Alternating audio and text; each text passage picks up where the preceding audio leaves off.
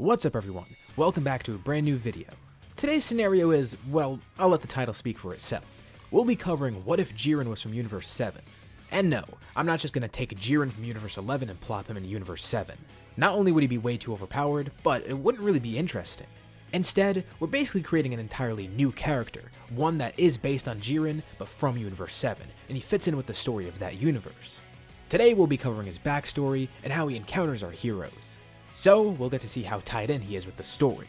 For this video, let's set a like goal of 3,000 likes, and once we hit that, I'll continue with a new part. Anyways, let's begin. Our story begins in a faraway planet, one in which life isn't too exuberant, a peaceful world with many different inhabitants. As we examine further, we enter one of the villages, with one of its inhabitants being a young boy named Jiren. It's sometime around age 730, where a certain evil emperor is suddenly coming into power. Jiren enjoys his peaceful and simple life on his planet. As of now, he's learning martial arts and trying to get stronger, with his wise master Gichin training him and teaching him about ki. This boy, well, he's somewhat of a prodigy. Gichin is very fond of him as well as his other students, and he expects great things from Jiren and the others. Sadly, this peace isn't lasting. Someone seeking a different kind of power is approaching the planet. Out in space, an army heads towards the planet, looking for resources. This is King Cold's army, still not yet given to Frieza. But this planet, Frieza was actually the one to discover it, and it was a huge find. It'll be perfect. They can take all the resources from it for their army, as well as enslaving the planet to do work for them. These resources will give them money and new technology. King Cold is happy that his son came up with this. Frieza may deserve a promotion. But anywho, they approach the planet, with everyone there being ill-prepared. Gichin is with all his students, and they all try to evacuate, with Jiren running into his village to help everyone. But as they try to escape, a bunch of soldiers come out of nowhere. Jiren tries to fight off some of the soldiers, and is actually able to defend somewhat.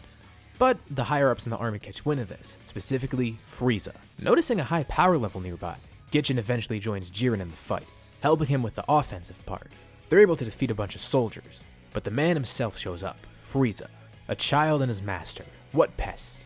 This child could be useful later on, but as for the old man, there's no shot.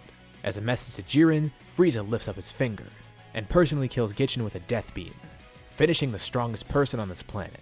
Jiren watches in horror, screaming out, but Frieza hits him with another attack that leaves him unconscious, and gravely injured. Hours pass, and Jiren wakes up. His village is destroyed, everything's on fire, his family is gone and possibly dead, and his master lays in front of him lifeless. He approaches Gichin, but there's nothing he could do. He's feeling so many emotions right now, sadness, anger, but one is overpowering all, his desire for vengeance and power. He makes a vow to his family and Gichin. He'll get so strong that one day, he'll even surpass his master, and that fiend Frieza. He'll liberate this planet and make sure that the Cold Force is no more. For now though, he has to bide his time, remaining on the planet as one of the workers trying to stay under the radar. In his little free time, he trains, progressively growing stronger. In the same time frame, the Frieza Force is growing stronger too, and as Jiren can tell by the name, that means Frieza now rules it.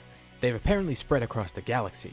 His planet doesn't get much news about the Frieza Force, but they do hear Frieza is slaughtering other planets, specifically one powerful one named Planet Vegito. A whole planet destroyed in an instant, everyone on it dead. And this one is only one of many. Could his planet be next?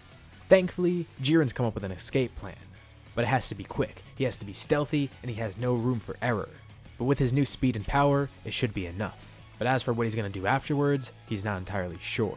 One night, he's able to sneak into Frieza's forward operating base, the one which essentially controls the planet. Moving in the shadows, he avoids the soldiers, and eventually makes his way to a small airport. All is going well, but he is a bit nervous. Quickly and easily defeating some of the soldiers nearby, he quietly sneaks onto one of the ships. He locates the communications on it and destroys it, making sure the Frieza Force can't track him. Although, this means he won't know where his ship is going, but whatever. Clumsily, he pilots the ship off the base. He doesn't really know how to pilot it too well. He's done some research though. There are some planets nearby in which he can go to stay safe, and there seems to be some sort of police force out in space, but he has no way of finding them. Aimlessly, Jiren flies the ship, leaving his planet behind for good. He'll be back one day. After a few days or so of flying, he's giving up hope, until he looks up and sees. He's approaching a massive ship, one that maybe belongs to the Frieza Force, with his ship caught in a tractor beam. He's ready to fight though, but as his ship gets closer, he sees an emblem is on the side of this giant ship, and he's taken aboard and held at gunpoint. The ship he landed on was that of the Galactic Patrol. Of course they want to know what Jiren's doing, and he explains. They're amazed, He seems pretty powerful and definitely driven, and for the time being, they'll let him remain on the ship, just so he can be safe. This eventually turns into a job offer, with Jiren officially joining the Galactic Patrol. Things are looking up for him. Using their resources, he's able to train, even using their time chamber frequently. A room that can control gravity, a room that can slow down time. Everything he needs. As long as he acts as a loyal agent, he has access to all of these. And he makes great use of it. Climbing up the ranks alongside him is another person, a shorter alien named Jaco. He is relatively strong, but still not on Jiren's level. What kind of training has Jiren done? Jiren acts as an effective and loyal agent, displaying his great power and work ethic. He eventually moves up to being a captain, possibly going even higher than that. But of course, all this time he doesn't lose focus of the main case he's working on, Frieza. The Galactic Patrol is well aware of Frieza, but is powerless against him. However, Jiren wants to try and train all the troops, alongside saying he'll defeat Frieza himself. It's a huge task, but they'll try. It was around age 730 when Frieza took over Jiren's planet. Jiren escaped around age 734. It's been about 28 years since then. Age 762, a relatively important year in Dragon Ball's history. Jiren as of now is almost 40. However, he has spent a lot of time training in the Galactic Patrol's time chamber. Let's say a fourth of his time with the Galactic Patrol. Now it's time for a little bit of math. He's been with the Patrol for 28 years. And for a fourth of that, he's been training in the time chamber, where he can get 3 days of training in 1 day. And this is realistic because that would only mean Jiren's about 14 years older than he should be.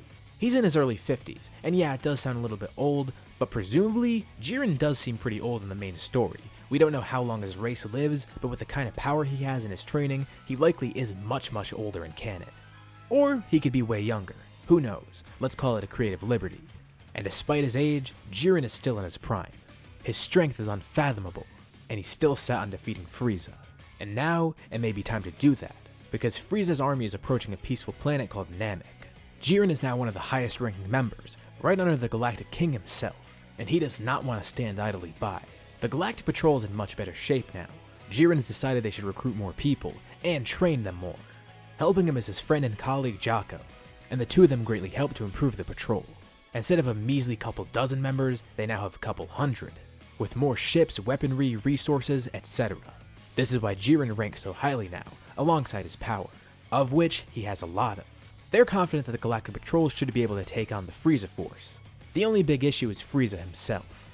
But if they're smart, they may be able to capture him somehow. And Jiren feels confident regardless. But he is on another mission right now, and this news was kinda last minute. From another end of the galaxy, he tells some of the troops to start heading to Namek, and he'll monitor the situation alongside the other higher-ups, starting their travel now to Namek.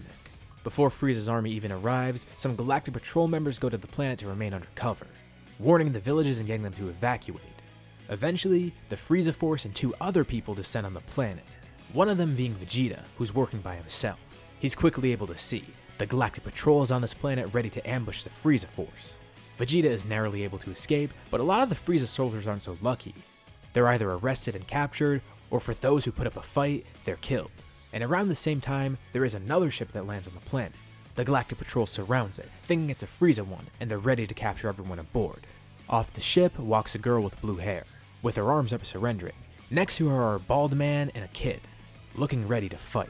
These soldiers tell Jiren they found another person arriving on the planet and they don't seem to be with the Frieza force. What should they do? Jaco's enjoying a nice drink right now, but he does a spit take. Seeing a live video feed, he immediately recognizes who's there. There's no way! It's Bulma! Jaco tells them to immediately stand down. Those guys are allies. Although he's not sure who the Baldy and the kid are. Oh wait, he's bald too. He takes back the insult. And of course he tells them to ask Bulma why they're here. Now realizing that this is the Galactic Patrol, they're all happy. They may actually have some allies here. They explain that they're here for the Dragon Balls, looking to bring their friends back to life. The soldiers are actually pretty strong, surprising Gohan and Krillin, and they help escort this small group around the planet. Frieza eventually gets wind of what's happening and that the Galactic Patrol is there, but for some reason, their forces are so much more potent than he expected. Many Frieza soldiers are captured or even killed, as the Galactic Patrol suffers very few minor casualties due to all their efficient training and structuring. Jiren and Jaco as well as all their forces are heading towards Namek, and they should be there soon. But things are heating up because now Frieza himself descends on the planet. They didn't expect to see him so soon, but this should be good. Although, alarms begin going off on their ship, as they detect another unidentified one nearby. Using their tractor beam, they draw the ship in, and they detect a high power on board. Much like Jiren, they hold this guy at gunpoint once they bring him aboard. But Jaco tells them to drop their guns as he sees what's on the side of the ship, a logo that says Capsule Corp. So if Bulma's on Namek, this must be tights. Jaco's happy at the thought of seeing old acquaintances, but that's not who's on the ship. A man with spiky hair steps off. They scan him and identify. He's a Saiyan? What's he doing out here in space? How is he even alive? More importantly, what's he doing heading to Namek on a Capsule Corp ship? The man introduces himself as Goku, and he could tell these guys seem good. They say they're heading to defend Namek, and he tells them he's doing something similar. It's good that they found a ship, since now, Goku will be able to get to Namek much faster on their much more advanced ship. In the meantime, he's going to continue his training. Jaco calls us into his troops on Namek, and they tell Bulma. Bulma, Krillin, and Gohan are all really happy to hear this. Goku's on his way and he'll be here sooner than he would have been. They still have about a day to go, so Goku continues his gravity training, utilizing the tech that the Galactic Patrol has. He's already met with Jaco, and now he ends up meeting Jiren, hearing that someone new is on the ship. Jiren doesn't really know what to think of this Saiyan. It seems he has no knowledge of his past. As a kid, Jiren remembers hearing about planet Vegeta being destroyed, and ever since he joined the Galactic Patrol, he's learned about the Saiyans. He remembers, soon after planet Vegeta's destruction, Jaco apparently went to Earth to stop a Saiyan from arriving. This must be the Saiyan that Jaco had to stop. Looks like he failed at his task. In a way, he can't help but feel sorry for this guy. While Goku himself probably doesn't even know it, given how young he was at the time, his race and Jiren's had a somewhat similar fate. Frieza took everything from them, and the Saiyan also does seem pretty powerful, so Jiren wants to test it. Given that they're on the ship, they can't really go all out, but they are amazed at each other's strength. But Goku could tell, Jiren seemed to be holding back, a lot. This unexpected ally of his is really strong, and Goku's getting a little bit excited. Maybe after this whole Namek thing, they could spar a bit, if Jiren isn't too busy. Back on Namek, Vegeta is alone, trying to stay undercover because he can't go into villages and get Dragon Balls. And it's not like he can leave either, his ship will be caught. He curses everyone and everything, as it slowly turned into a war for Namek, with the Galactic Patrol occupying some villages, and the Frieza Force taking control of other villages. The Galactic Patrol eventually gets some new help, in the form of warrior Namekians. The group with Gohan, Krillin, and Bulma is the strongest right now, as Nail has joined them too. Although, staying back at Guru's place to make sure he's safe. By this time they've already found 2 orphan Namekians, Cargo and Dende, and this is how they met Nail because they had to bring them to Guru. Guru unlocked the potential of these 2 kids, now acting as healers, which will be great as support as long as they have offense with them. All seems to be going well, until more ships arrive on the planet, 5 of them. In hiding, Vegeta watches, immediately knowing who these ships belong to. It's the Ginyu Force. But this may be good for him. The Ginyu Force will clean up everyone else, and then Vegeta can sneak in, steal the Dragon Balls, and get the wish. I mean, that is the best plan he has at the moment. It's not really too sound, but it's something. The Ginyu Force lands on the planet, and now the Galactic Patrol is losing a bit of confidence. Not wanting to suffer casualties, many of them are forced to retreat. They did expect this when they decided to fight the Frieza Force, but this is bad timing. They wanted to wait for Jiren, Jaco, and all the other strong soldiers to come and clean it up. But with the Ginyu Force here so unexpectedly, they now have to leave. Many Galactic Patrol soldiers retreat, waiting for backup. But as the Ginyu Force approaches, Gohan, Krillin, and now Nail joining them face off against the Ginyu Force, but they can't accomplish much. Sticking nearby is Vegeta, who was hoping to get the Dragon Balls. But that's not going to happen. He's come to learn that a lot of the Dragon Balls are hidden by the Namekian. Neither Frieza or the Galactic Patrol have them. He's watching and it seems like the group is going to die against the Ginyu Force. And even though he won't accomplish much, on a whim, he decides to jump in, revealing himself to buy some time. This is interesting. The Ginyu Force doesn't plan on killing Vegeta, but they'll capture him instead. For being a traitor and all. The Ginyu Force is about to finish off the group, but suddenly, all their scouters explode. A few other ships approach as Gohan and Krillin weakly sense what's happening. Quicker than they can even see, the Ginyu Force is dismantled, while they're approached by Jaco in the meantime. Reinforcements have arrived. Coming off the ship to defeat the Ginyu Force is the newly powered Goku and a heavily suppressed Jiren. The Ginyu Force has been captured, and Ginyu weakly tries to steal Jiren's body, but he ends up being killed. Obviously he's too dangerous to capture. Jiren does this so casually. How strong is this guy? Maybe he can help them against Frieza, who appears to be the only obstacle right now. And of course, Frieza does take notice of this. It seems his army and the Ginyu Force weren't enough. He will have to step in. The group looks in awe at Goku and Jiren, with Goku happy to see his friends and Gohan once again. But Jiren can't help but feel uneasy. He could tell. Frieza's coming. Detecting everything on his scouter, hearing the transmissions, and then eventually having his scouter explode makes Frieza wonder. What's going on where the Ginyu Force is? Something bad is definitely happening, and he may actually need to intervene. so he leaves his ship and goes to where that's happening. Of course, everyone can sense him coming closer. He's able to arrive relatively quickly, and he's greeted by an odd sight. A couple Galactic Patrol agents, some Earthlings, an odd Saiyan, some Namekians, and one person who he actually does recognize, Vegito. He looks around. Captain Ginyu lies dead on the ground nearby, as the rest of the Ginyu force is unconscious and detained, with the last of his soldiers being cleaned up taken off the planet. A Galactic Patrol ship full of prisoners leaves. Frieza prepares to shoot at it, but he's blocked by JIREN, who grabs his arm.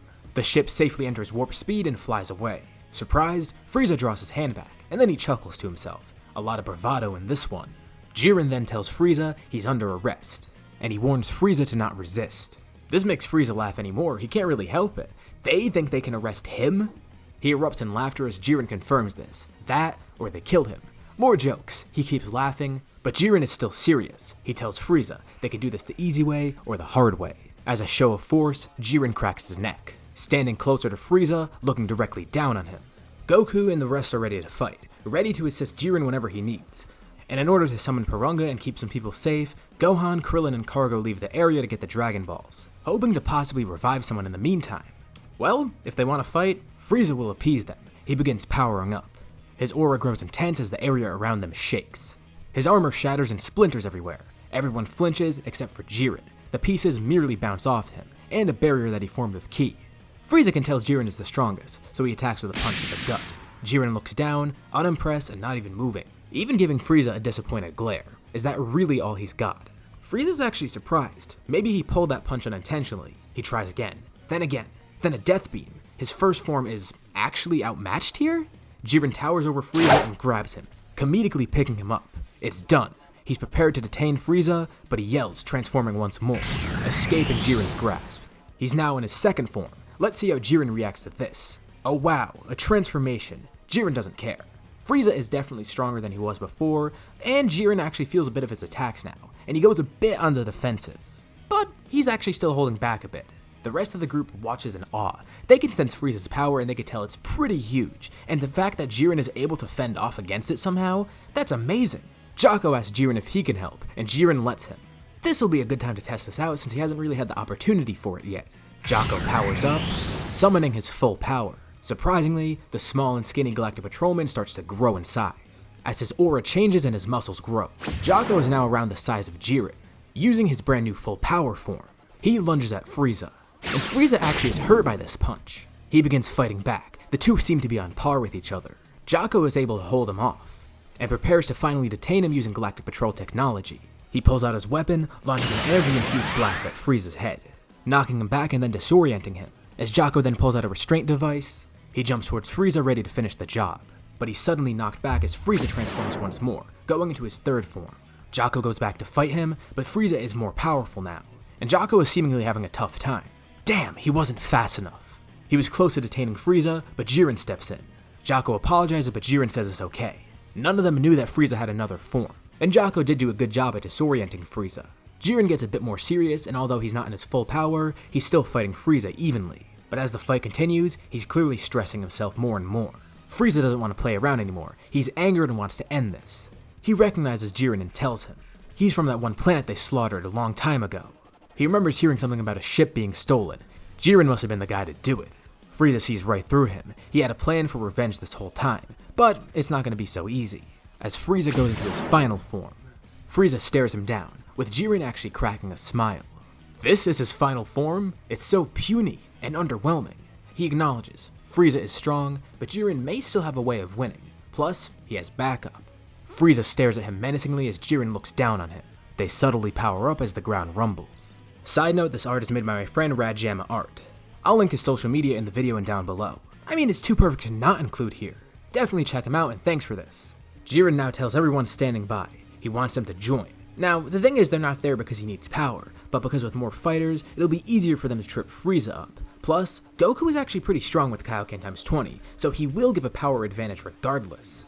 Jocko's also pretty strong here, so he's a huge help in this scenario. This obviously isn't your average Jocko. The group attacks Frieza, and in order to mess with him, JIREN is able to lend ki to some of them, supercharging their attacks whenever they hit Frieza. For example, as Vegeta goes in for an attack, just as his punch is about to connect, he feels JIREN lend him some energy, coating his fist in a bright aura as it lands on Frieza. Of course, Vegeta's very happy about this. and he laughs. He tells Frieza whether it's him or someone else on their team, he's about to be defeated by one of them. Many of the fighters joining Jiren are weak in comparison, such as people like Nail, but with this tactic that Jiren is using, it makes them seem like they're much stronger than they really are. It's basically as if Jiren is punching for them, not to mention they have their own power behind it. Jaco's well aware of this, as Jiren has used it with him before, and the group is quickly able to realize what's going on and they keep quiet.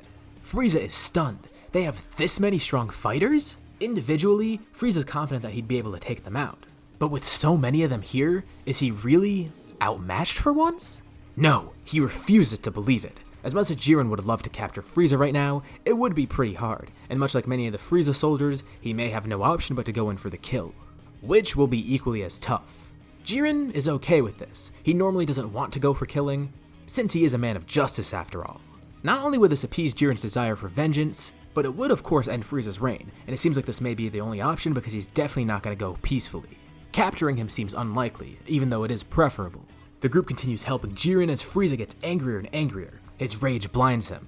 Not only does this cause him to make mistakes, but Jiren's tactics cause him to slip up more. Plus, he's outnumbered. And as for Jiren himself, he's actually able to contend with Frieza, stressing himself here. However, an issue arises. Frieza decides to finally go full power, pulling out 100% of his energy as he grows in size and bulks up. Jiren then decides he can't act overconfident anymore, and decides to do the same.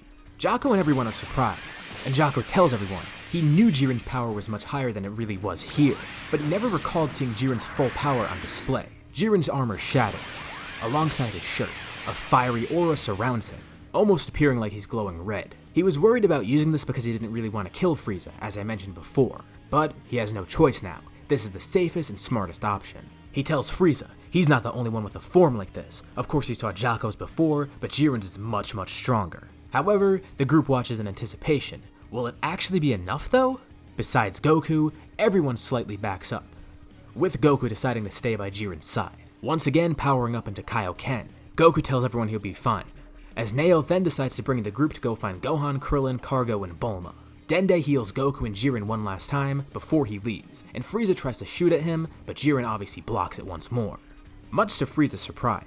The two of them thank Dende, with Jiren also thanking the rest of the group for their help. He didn't expect to have these strong allies besides him, but he's grateful for it. He'll make sure to properly thank them later, and tells them to go. He and Goku then rush Frieza, beginning the final battle. Meanwhile, on another end of Namek, Gohan and Krillin finally have the Dragon Balls, and they eventually meet the rest of the team that just departed Frieza's fight. And this is the first time in the scenario that Vegeta meets Bulma. Vegeta's actually acting surprisingly tame right now, despite how he was in the previous arc. So, the group summons Porunga. They end up reviving Piccolo first, but they don't bring him to the planet. It doesn't seem necessary to bring an extra warrior here, and they don't want to put him in danger, especially since that would put the Dragon Balls on Earth in danger. Their next wish is to revive Tenshinhan and Chaozu. Yamcha decides to stay back since those two wanted to go back together. And you know, maybe he can get some extra training in, or at least he says. Hopefully Yamcha isn't lazy here. Porunga then disappears, as a beam narrowly avoids him. Far away, Frieza ended up flying closer once he saw the sky turn black. He tried to kill Porunga, but he was too late, and not far behind him, Jiren and Goku are following, slamming him into the ground as he's distracted. Frieza recollects himself, charging up some massive blasts, and directs them as they swirl around Jiren. With these guided ki blasts, Goku has trouble avoiding them. Jiren thankfully doesn't have as much trouble, and he's able to counter some of them with a similar attack of his own. But if Goku gets hit by one of these, it'll deal some serious damage. One of them whizzes past Jiren, and Frieza directs it back. Thinking Jiren doesn't know, Jiren focuses while fighting Frieza, charging a powerful attack in one hand and fighting with the other, as Goku helps too. Subtly, Frieza keeps controlling the blast, directing it towards Jiren's back. Amidst their fight, Frieza happily watches as the blast draws closer. But of course, Jiren knew all about this. He drops himself to the ground and grabs Goku too, leaving Frieza surprised. It's far too late, he can't divert the blast. As Goku and Jiren get on the ground, they watch Frieza floating midair as the blast hits him in the face, with Jiren launching his own Heatwave Magnetron at the same time. And this prompts Goku to launch a Kamehameha. A massive explosion takes place midair, as Frieza's attack not only hits him, but is combined with Goku's Kamehameha and Jiren's Heatwave Magnetron. A brilliant display of colors takes place. And even far away, the rest of the group with the Dragon Balls sees it. Panting, Goku and Jiren look up. Smoke clears with some of it coming off of Frieza's face. He's covered in burn marks and blood. As he twitches midair, he mutters a few words beneath his breath, as he then plummets into the water below. Jiren then rushes over and picks up Frieza. It seems they weren't enough to kill him, but they did knock him unconscious, and he's pretty badly injured. An exhausted Jiren silently celebrates, smiling since he's finally completed his goal. He defeated Frieza, with the help of some friends. A dizzy Frieza slowly returns to consciousness, and looks up to see Jiren staring down at him once more, breathing heavily. He contemplates killing Frieza, getting that sweet revenge. Frieza can easily tell what Jiren's thinking, and he braces himself weakly. And obviously, Goku can tell as well. They both know what Jiren wants to do. As Jiren looks at Goku, the look Goku gives him tells him all, and Jiren silently nods. He decides against it. It wouldn't be the right thing to do. Plus, if anything, that's only a temporary relief. Capturing Frieza, having Frieza watch his empire crumble, and keeping him in prison for life would be a better revenge. Not to mention, they get a lot of info out of it. Using Galactic Patrol technology, the same kind of slime restraint used on Moro, Frieza is captured, unable to escape. His arms, legs, and tail are all bound together. Jiren then pulls out one of the Galactic Patrol's shrinking devices, shrinking Frieza into a tiny box. It's kind of funny when you think about it. Frieza's way smaller than he even was before. Jiren looks down at him, saying the two words he knows best. It's over. Backup is then called, as Frieza is transported to an ultra-maximum security prison. In solitary confinement, he weakly curses Jiren. One day, he'll be back. He'll pay Jiren back tenfold. No, more than that. As the ship flies off, Jiren watches feeling content. He's then joined by the rest of the group, and now can properly thank them. Nail also gives a huge thanks to Jiren too. Without the Galactic Patrol's warning or their help, the Namekians would surely be extinct by now. There's no way their warriors could have held off Frieza. Jiren tells him not to mention it. After all, it is his duty as a member of the Galactic Patrol. The two smile as he shakes Nail's hand. But it's probably too early to celebrate. Jiren remembers, his next target is still out there, and that person is King Cold. He tells the rest of the group, and this perks Vegeta up. Of course he knows who King Cold is too, and for a second, he doubts that Jiren could do that, but then remembers that Jiren just defeated Frieza. So maybe it is possible, and although Vegeta wasn't the one to get the revenge, he's content too. He would have preferred if Frieza died, but this is also good enough. As Jiren, Jaco, and the other agents are about to leave, Goku asks Jiren something. He wants to come along. Everyone's surprised to hear this, especially Bulma, Krillin, and Gohan, but Goku tells them it's okay. He won't be gone for too long. He just wants to train with Jiren and some of the other Galactic Patrol agents, because that'll help him get a lot stronger. It is in Earth's best interest after all. Plus, Chi-Chi kinda did want him to get a job. And if he joins the Galactic Patrol, that probably would count as one. The three are still pretty stunned to hear this, as is Jiren. Goku was definitely a big help during this fight, and in terms of strength, the Saiyan does show a lot of promise. And unlike the stereotypical Saiyans, Goku seems good for some reason, especially when compared to one of the last surviving Saiyans like Vegeta. Well, Jiren, what do you think? Jiren hesitates for a moment, thinking it over. Everyone watches in anticipation, especially Goku. Jiren then sticks his hand out. As Goku shakes it, he tells Goku welcome to the Galactic Patrol, as the Earthlings watch stunned. Jiren feels a little odd accepting this, but it seems like it's okay. And he tells Goku about his family. He could always use the ship to visit them whenever he needs. Maybe he can even watch over Earth. Originally Jaco did that, but it makes more sense for Goku to do it. Oh, you know what? That's actually not so bad.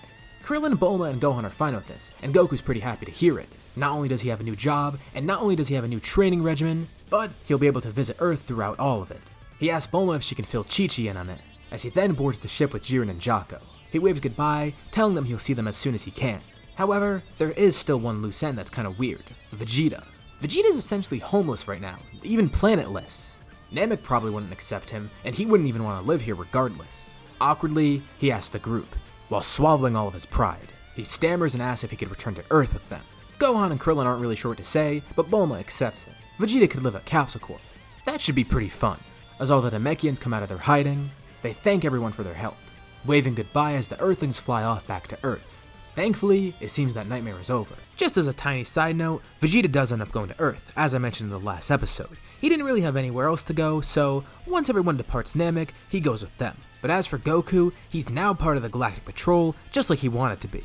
Chi-Chi hears the news, and while she's sad that Goku's away from home, she's glad that he got a job, because being a Galactic Patrol agent is actually pretty high paying. Although there is the concern about whether they'll pay in Zenny or not. But hey, the good thing is, he's assigned to Earth so he can visit whenever he wants. And a lot of the time he's actually stationed there, besides other times that he's needed around that general area. It's kind of a win-win. Goku gets to train, Goku gets to be on Earth, and he gets paid for it.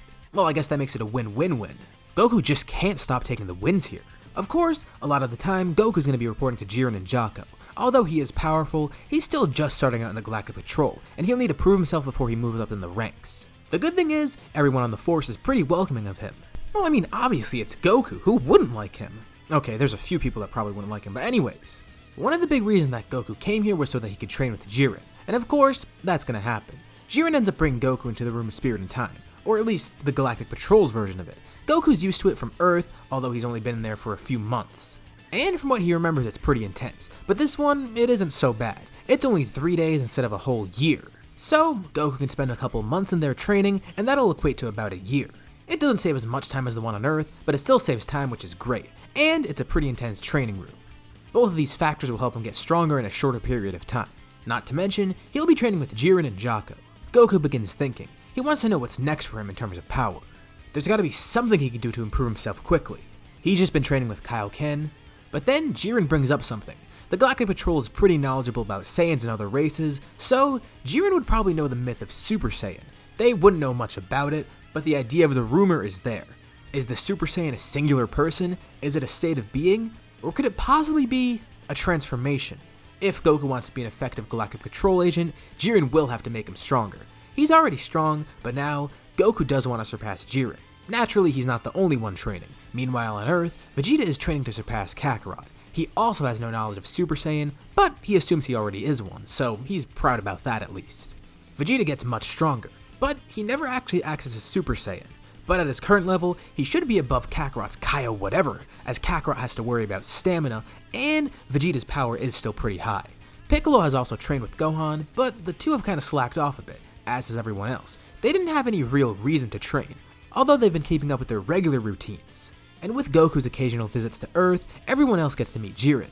Jiren gets to actually look around Earth for once. He's heard about it and he's read about it, but he's never actually been there. Huh, what a curious planet. It's definitely home to some interesting things. But it seems like a good place. No wonder Goku is the way he is. Goku continues his training with Jiren and Jaco. The Galactic Patrol actually has some amazing tech, so they could probably cure the heart virus once Goku gets that, which they would probably even catch early. They would be making sure their agents are in perfect health. So, by doing some scans and some regular checkups, they may be able to catch it before it even becomes an issue. And that's another thing. What happens with Trunks? Well, there's no future time travel here, nor is Mecha Frieza coming to Earth. As for the time travel, you could obviously tell, the two timelines are going pretty much the same here, and Goku never died of the heart virus in either. But that doesn't mean Trunks isn't getting born. No, Vegeta and Bulma still get together, and Trunks is born early. I mean, Vegeta doesn't really have much else to do on Earth. But there's still a bit of a loose end though, that being King Cold. Well, we'll get to that. After Goku's heart virus is caught, and he's cured, Goku goes right back to training. He and Jiren watch over their parts of the galaxy, stopping some crime occasionally and protecting the well-being of the planets there. While all seems quiet now, there is one thing that Jiren is searching for, that being King Cold. It seems like the Frieza force, or at least what little remains of it, is laying low after Frieza's arrest. A good chunk of the Frieza force either died on Namek or got captured alongside Frieza. So, the army's numbers are incredibly small now, and King Cold is the only big target out there. Eventually, they are able to find King Cold, and the person to take him on is Jaco. Jaco's been training a lot here, and after all of this, he's become much stronger, and is a pretty decent match for King Cold. The two are pretty much on par, maybe even with Jaco a bit ahead. And just like Jiren, he's not going for a kill here, he's gonna go for an arrest. And no, this doesn't mean King Cold and Frieza are gonna share a cell together, that would be disastrous. He's transported to a completely separate high security facility away from Frieza. Both have been shrunk down and been placed into solitary confinement. They'll be spending the rest of their days in prison. With Goku's occasional visits to Earth, it could also mean that Goten is born a bit earlier. As I mentioned, Trunks already was. But due to his training in the Galactic Patrol's time chamber, Goku has a lot of extra time on his hands. He's not going to be training as rigorously on the outside, meaning he has a little bit extra family time, and that results in Goten being born a bit earlier too. So it seems like all is going well. Goku's getting stronger, King Cold has been arrested, Goten and Trunks are born, and Goku never caught the heart virus. Plus, Vegeta's continuing along his development too. He's finally beginning to soften up. So what's next? Well, one day, Goku gets a call. He's contacted by Krillin. Some strong fighters attacked a city, and they may need Goku's help. As the agent assigned to Earth, this is Goku's responsibility. Jiren will let him do it on his own. He wants to see how Goku's training has gone, and this will be a good test. When Goku arrives in the city, he meets up with everyone else. And they're met with two opponents. Androids 17 and 18. There's no 19 and 20 here, due to Trunks having not traveled back in time and causing that to happen. It's just the twins. It's weird, he can't seem to sense their ki, but he recognizes something. On the guy that's standing there, he's wearing a shirt that has the Red Ribbon logo. And the group's able to figure out pretty quickly that these guys are androids, and they're part of the Red Ribbon Army, so they're definitely not good news. And this isn't really a clear-cut fight. One of the big things here is that the androids are weaker, as I usually do in my videos, and as Jiro does. Whenever the fighters aren't the same strength as they were in canon, the androids are adjusted for that. So, if the fighters are weaker, based off of Jiro's research, the androids will be weaker too, because he's not observing the same strong people. The group begins fighting, and it seems like they're not enough. Even when Goku uses Kaioken times 20, he's not even enough to take on one android. Combined, they may be able to hold one off. The androids keep their focus on Goku. He's their main target after all. So, disregarding the other fighters, they begin fighting Goku alone. This is too much. He's barely able to defend. He doesn't understand. He thought he was so strong from his training with Jiren. Goku ends up being defeated, laying on the ground badly injured and almost dead. The rest of the group is also beaten too, and they watch as the androids slowly walk up towards Goku. They even laugh about it. That was pretty easy. They didn't need to search out Goku. He came right to them. And after they kill Goku, they could finish off all those other runts over there. The twins each hold out a hand towards Goku, charging a blast together. But suddenly, Android 18 is kicked in the face by someone who jumps in from the side. Enraged, Gohan has jumped in again, empowered by his anger. He caught her off guard, but that's not going to happen again. Even with the rage boost, Gohan's not enough to defeat them. But this isn't the end. He keeps fighting, growing stronger and stronger from his rage. He keeps being knocked down, but also gets up right after. Goku tells him to stop, wanting him to be safe, as the androids then send him flying, knocking Gohan unconscious. They make sure Goku's watching, as they stand over Gohan pointing beams at him. But as they do, Goku begins to stand up. The ground is shaking, and everyone senses Goku's ki is rising. The androids stop charging their beams, looking over to see what's happening. They can't tell that Goku's getting stronger, but he also doesn't seem to be using that Kaioken thing he has either. Oh well. They might as well finish him off now that he's standing up. And this time the two don't hesitate. Together, they both launch beams at Goku. Goku shouts, the beams make contact and cause an explosion. But not because they ended up hitting Goku. No, he defended against them. As the smoke from the blast dissipates, Goku's standing there. Both his arms are in front of him, with the orange top that he's wearing torn.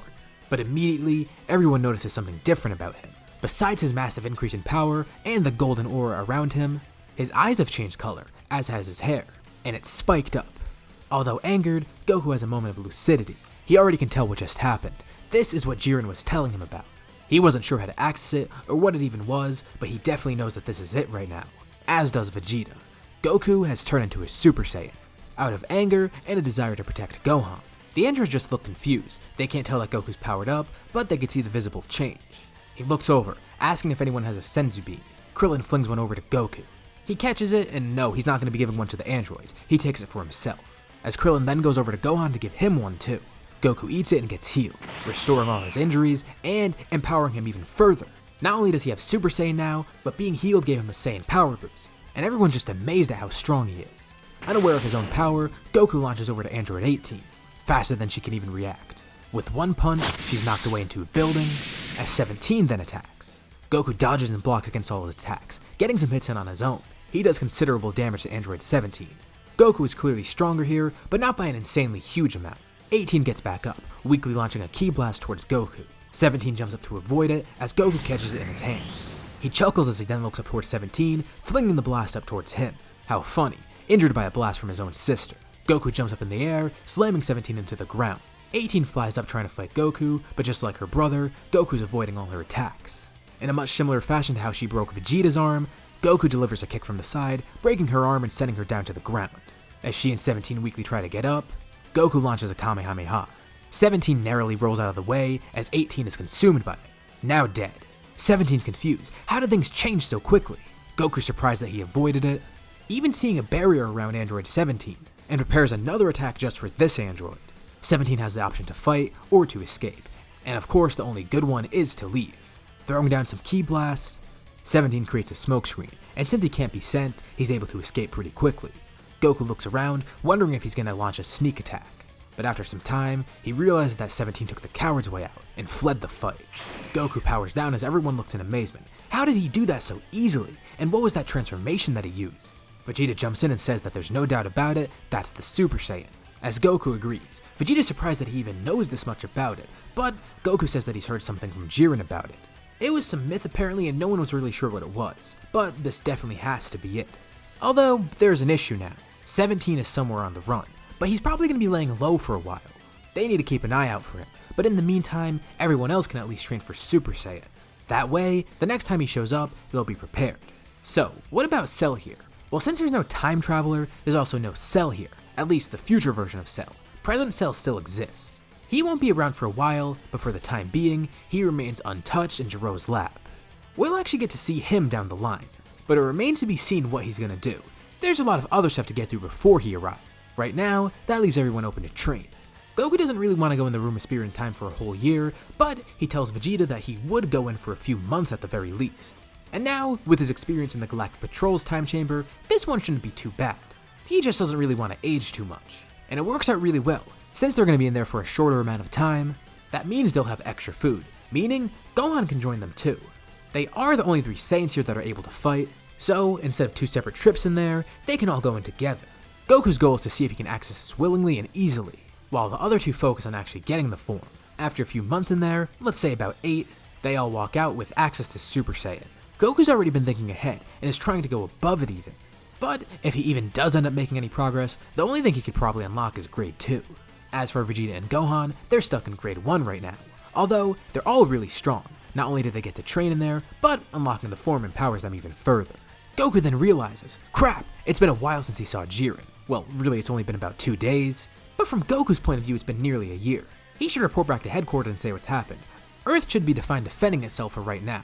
He won't even be gone for too long. So temporarily, Goku takes his ship and goes back to the Galactic Patrol headquarters. Jiren and Jaco have been watching in their free time, and they figured out what's happened. So, 2 threats came to Earth, and they seem pretty powerful. Goku killed one and one escaped, because Goku was able to actually unlock Super Saiyan. Needless to say, Jiren is impressed and happy. And it seems Goku even got some extra training while he was down there. Goku thanks Jiren too. Not only did he teach him about the idea of Super Saiyan, but he actually stole one of Jiren's ideas. Jiren has his full power form, and Goku kinda took that into account, which is actually how he discovered Super Saiyan Grade 2. Although not a massive improvement over Super Saiyan, it's still somewhat of an improvement. And it's good, this will further help with Goku's training. After all this time, Goku is actually closing in on the level of Jiren. Jiren may need to pick up the pace. Jaco's a little mad due to being left in the dust a bit, but he's still strong, so it's good for him. Goku does keep a close eye on Earth, making sure 17 doesn't show up again, but it remains quiet for a while. Months pass, even a year passes, everyone on Earth continues their training, trying to get stronger just in case he shows up again. Or any other potential androids for that matter. So what has 17 been up to? Well, it's not like he's been doing nothing. He's been laying low, basically just trying to blend in as a normal human. He can't go around having fun and killing people like normal. But in his free time, he's been trying to train himself. He has 2 goals right now. 1, get revenge on Goku, and 2, bring 18 back. 17's basically been surviving as a thief for now. And the next thing he wants to steal is something that he's heard about, the Dragon Balls. After returning to Jiro's lab and studying all the blueprints and everything there, he was able to find some old Red Ribbon technology. And it's just what he needed. It's a Dragon Radar. But of course, if he's going to search for the Dragon Balls, he needs to remain low. So, he begins his quest to gather them. And while he's kind of cowardly hiding right now, he still won't go down without a fight. He'll find a way to win. And he actually has a great idea of how to do that. The Dragon Balls. All he has to do is find all the Dragon Balls on notice, and he'll be good. So, as we enter the next time skip, he does this. Of course, no one knows what's going on. Android 17 is able to gather all the Dragon Balls, and to remain unnoticed, he summons Shenron at night so no one will be awake for it. He actually didn't know that the sky would turn dark, and this is perfect. The nighttime also works to cover the sky for him, at least in some parts of the world. But that doesn't matter. All that matters is that he gets his wish, reviving Android 18. His sister is brought back to life. He's happy, but their goal isn't done yet. They still want to kill Goku. Not for Jiro's plans, but actually for revenge now, for obvious reasons. In their current state, they may not be enough. They're gonna actually have to train. So, the 2 go into seclusion on an island, aiming to train and grow stronger. We won't be seeing them for a while. They want to make sure that they're just strong enough to do this. And you can't really be too safe when dealing with Saiyans. As for our heroes, everyone is concerned about 17, but they eventually stop worrying, not thinking about him as much. They all train in an effort to get stronger, and feel that even if he does come back, they'll be more than enough. And in a way, that's right. He partially serves as a motivational factor for them. And they don't know that he's training, but even if he is, they're training too, and they're getting some amazing progress, especially now that Goku has Super Saiyan, and now the other Saiyans can work on this too. And by far, the person with the most benefit is Vegeta. He strives to get Super Saiyan while Goku briefly departs Earth, back on the job at the Galactic Patrol. He aims to surpass Kakarot once more, getting Super Saiyan and proving who's really the boss around here. So, speaking of the Galactic Patrol, what are they up to? Specifically Jiren and Jaco. Well, with Frieza and Cold defeated and in prison, Jiren's pretty content. He's of course trying to uphold the Galactic Patrol's values, but he can never truly feel closure for what happened to his planet and his people. The damage is irreversible. He has visited, and the Galactic Patrol has long since helped to evacuate this planet and free the people there. Jiren is now focused on helping his people find a new planet, but this doesn't mean that he's going to give up on pursuing strength. No, if anything, he's even more set on getting stronger now. Before, him training was more of an act of vengeance, wanting to right the wrongs done by Frieza. But now, it's more preventative if anything. If he gets strong enough, he may be able to prevent anything like this from ever happening again, not just to his people, but any planet in the universe. He keeps in mind all the people that Frieza killed, especially his master and his village. He's doing this for them, if anything. As for Jaco, he goes along with the flow, not as noble of a cause as Jiren has, but hey, he's fighting for the heroes, so Jaco's good in our books. The two of them end up visiting Earth quite a lot, since Goku goes there so often, as well as Jaco, causing Jiren to tag along quite a bit. And this is actually kind of therapeutic for him in a way.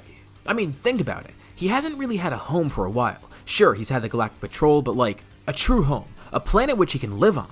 Of course he'll still live with the Galactic Patrol, but in a way, Earth does become his new home with how often he visits. He learns the culture, makes friends, and the more he goes, the more great things he sees. It's a bit weird though, because whenever he's on Earth, people start to report alien sightings. You know, the people that live together with furries think it's weird to see a buff alien walking around.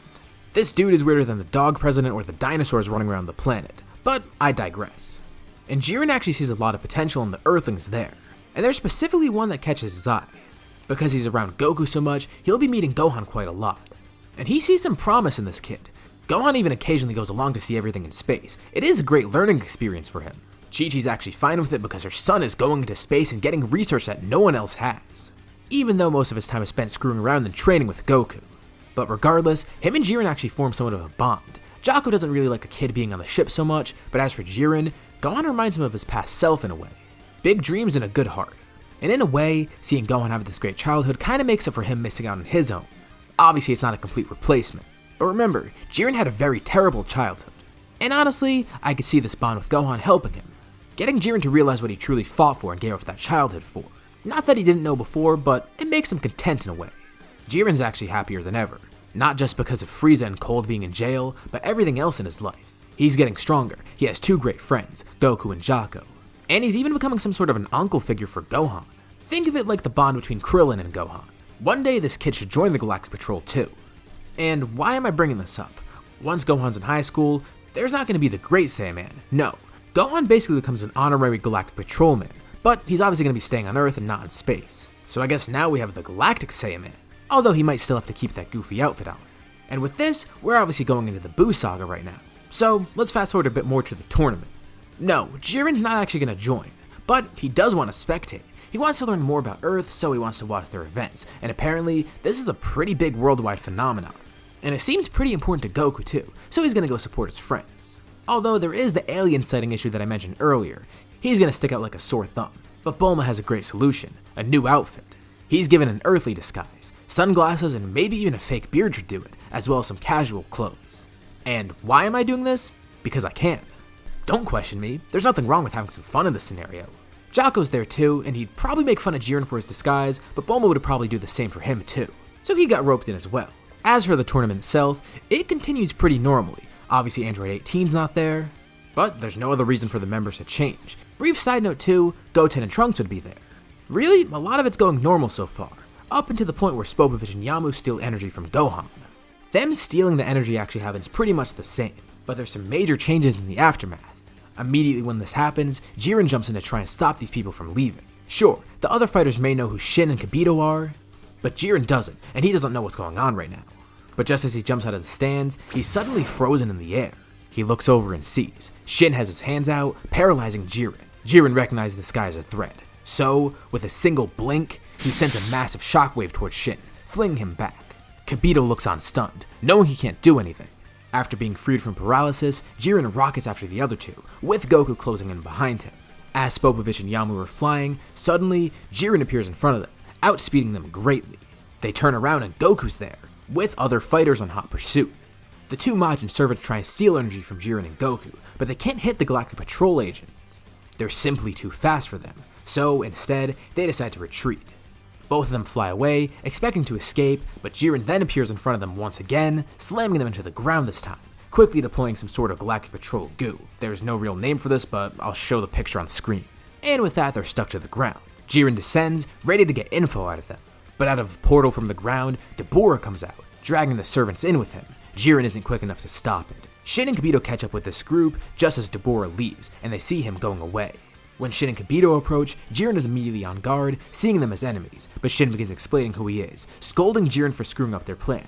He's the Supreme Kai, someone who Jiren should be showing respect to, but Jiren doesn't care who they are, and frankly, he says their plan was stupid. They could have just talked to the Galactic Patrol and gotten some help that way, or even just communicated with the rest of the fighters on Earth. While those two are bickering, Gohan's energy is given to Babidi back at the ship, and it's actually a pretty decent amount. Over this time skip, I feel like the Saiyans would still get Super Saiyan 2. And Gohan would probably be around the same strength that he was in canon. He didn't get that same start in the Cell Saga, but there was more training over the 7 years to make up for that. But Dabura then notices something. In that goo that Spopovich and Yamu are in, there's some sort of chip in there. It's a tracker. They know the ship's location now. Jiren leads the group towards the ship, and Babidi can of course watch this happen. So he sends Dabura up to deal with them. Dabura exits the ship and sees the whole group waiting there, and his first course of action is to launch towards them, attacking Kibito. Without hesitation, he launches a powerful blast at the apprentice Kai, but as the blast dissipates, he feels something on his wrist. In front of Kibito, Jiren is now standing there, completely unfazed and uninjured by the blast. He has his hand on Dabura's wrist, grabbing it firmly. Dabura tries to draw his hand back, but the grip grows tighter, with Dabura's hand almost being crushed. He powers up and jumps back, ready to fight Jiren. He didn't expect someone this strong, but it may be good. If he stalls the fight, they may get some energy for Buu.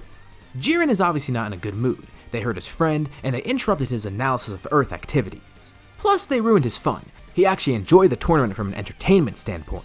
But that's not important now. What he's focused on now is defeating Dabura and stopping whatever this plan is.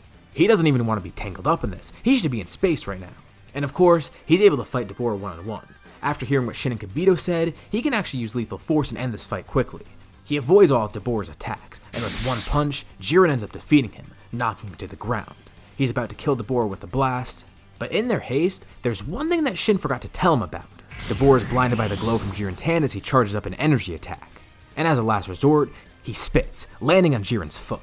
Jiren's kind of amused by this. Is that really all he's got left? But of course Shin is panicking as he sees this. His shoe turns into stone as the rest of Jiren is turned into a statue. He's confused as to what's going on, but before he even realizes what just happened, he's frozen. And just to keep Dabura safe, Babidi pulls him back into the ship, ready to heal him so he could fight whoever else is out there. Okay, this seems pretty bad right now, but there is at least a way out.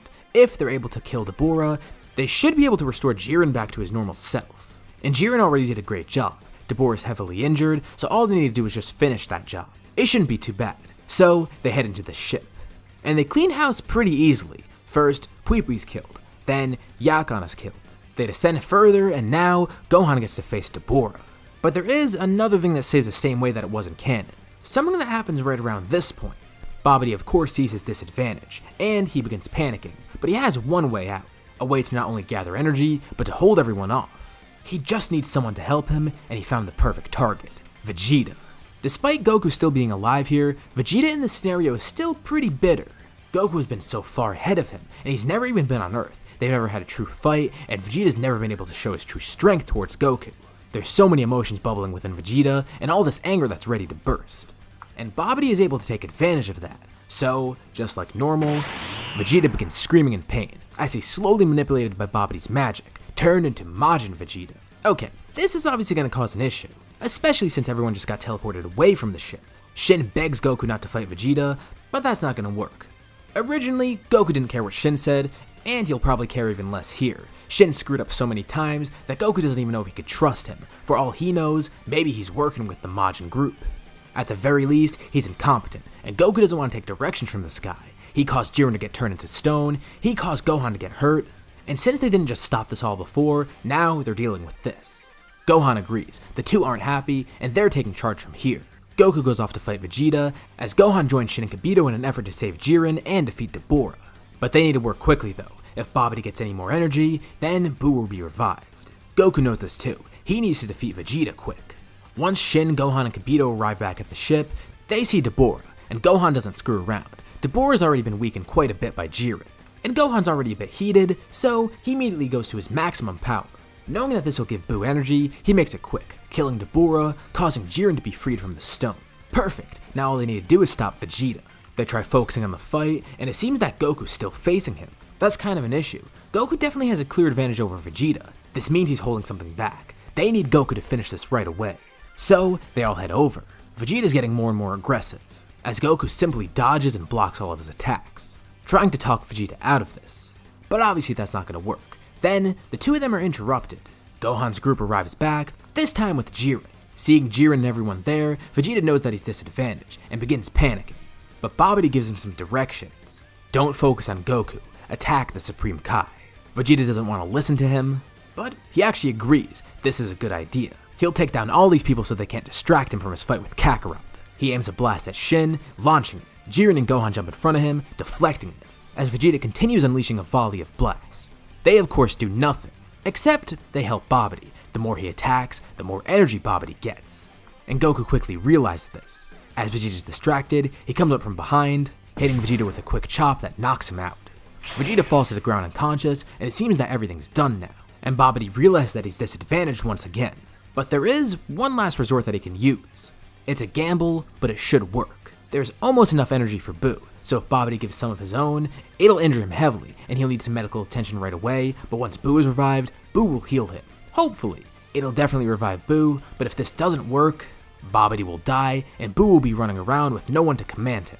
Babidi doesn't care. He wants to finish this. So, with all of his remaining energy, he gives that to Buu, and it's just enough to tip Buu's egg over the edge. As everyone else is heading to the ship, they sense a sudden increase in power, and they realize that their worst fear is coming true. Buu has been revived. They don't know how, but Babidi was able to find some way to do this.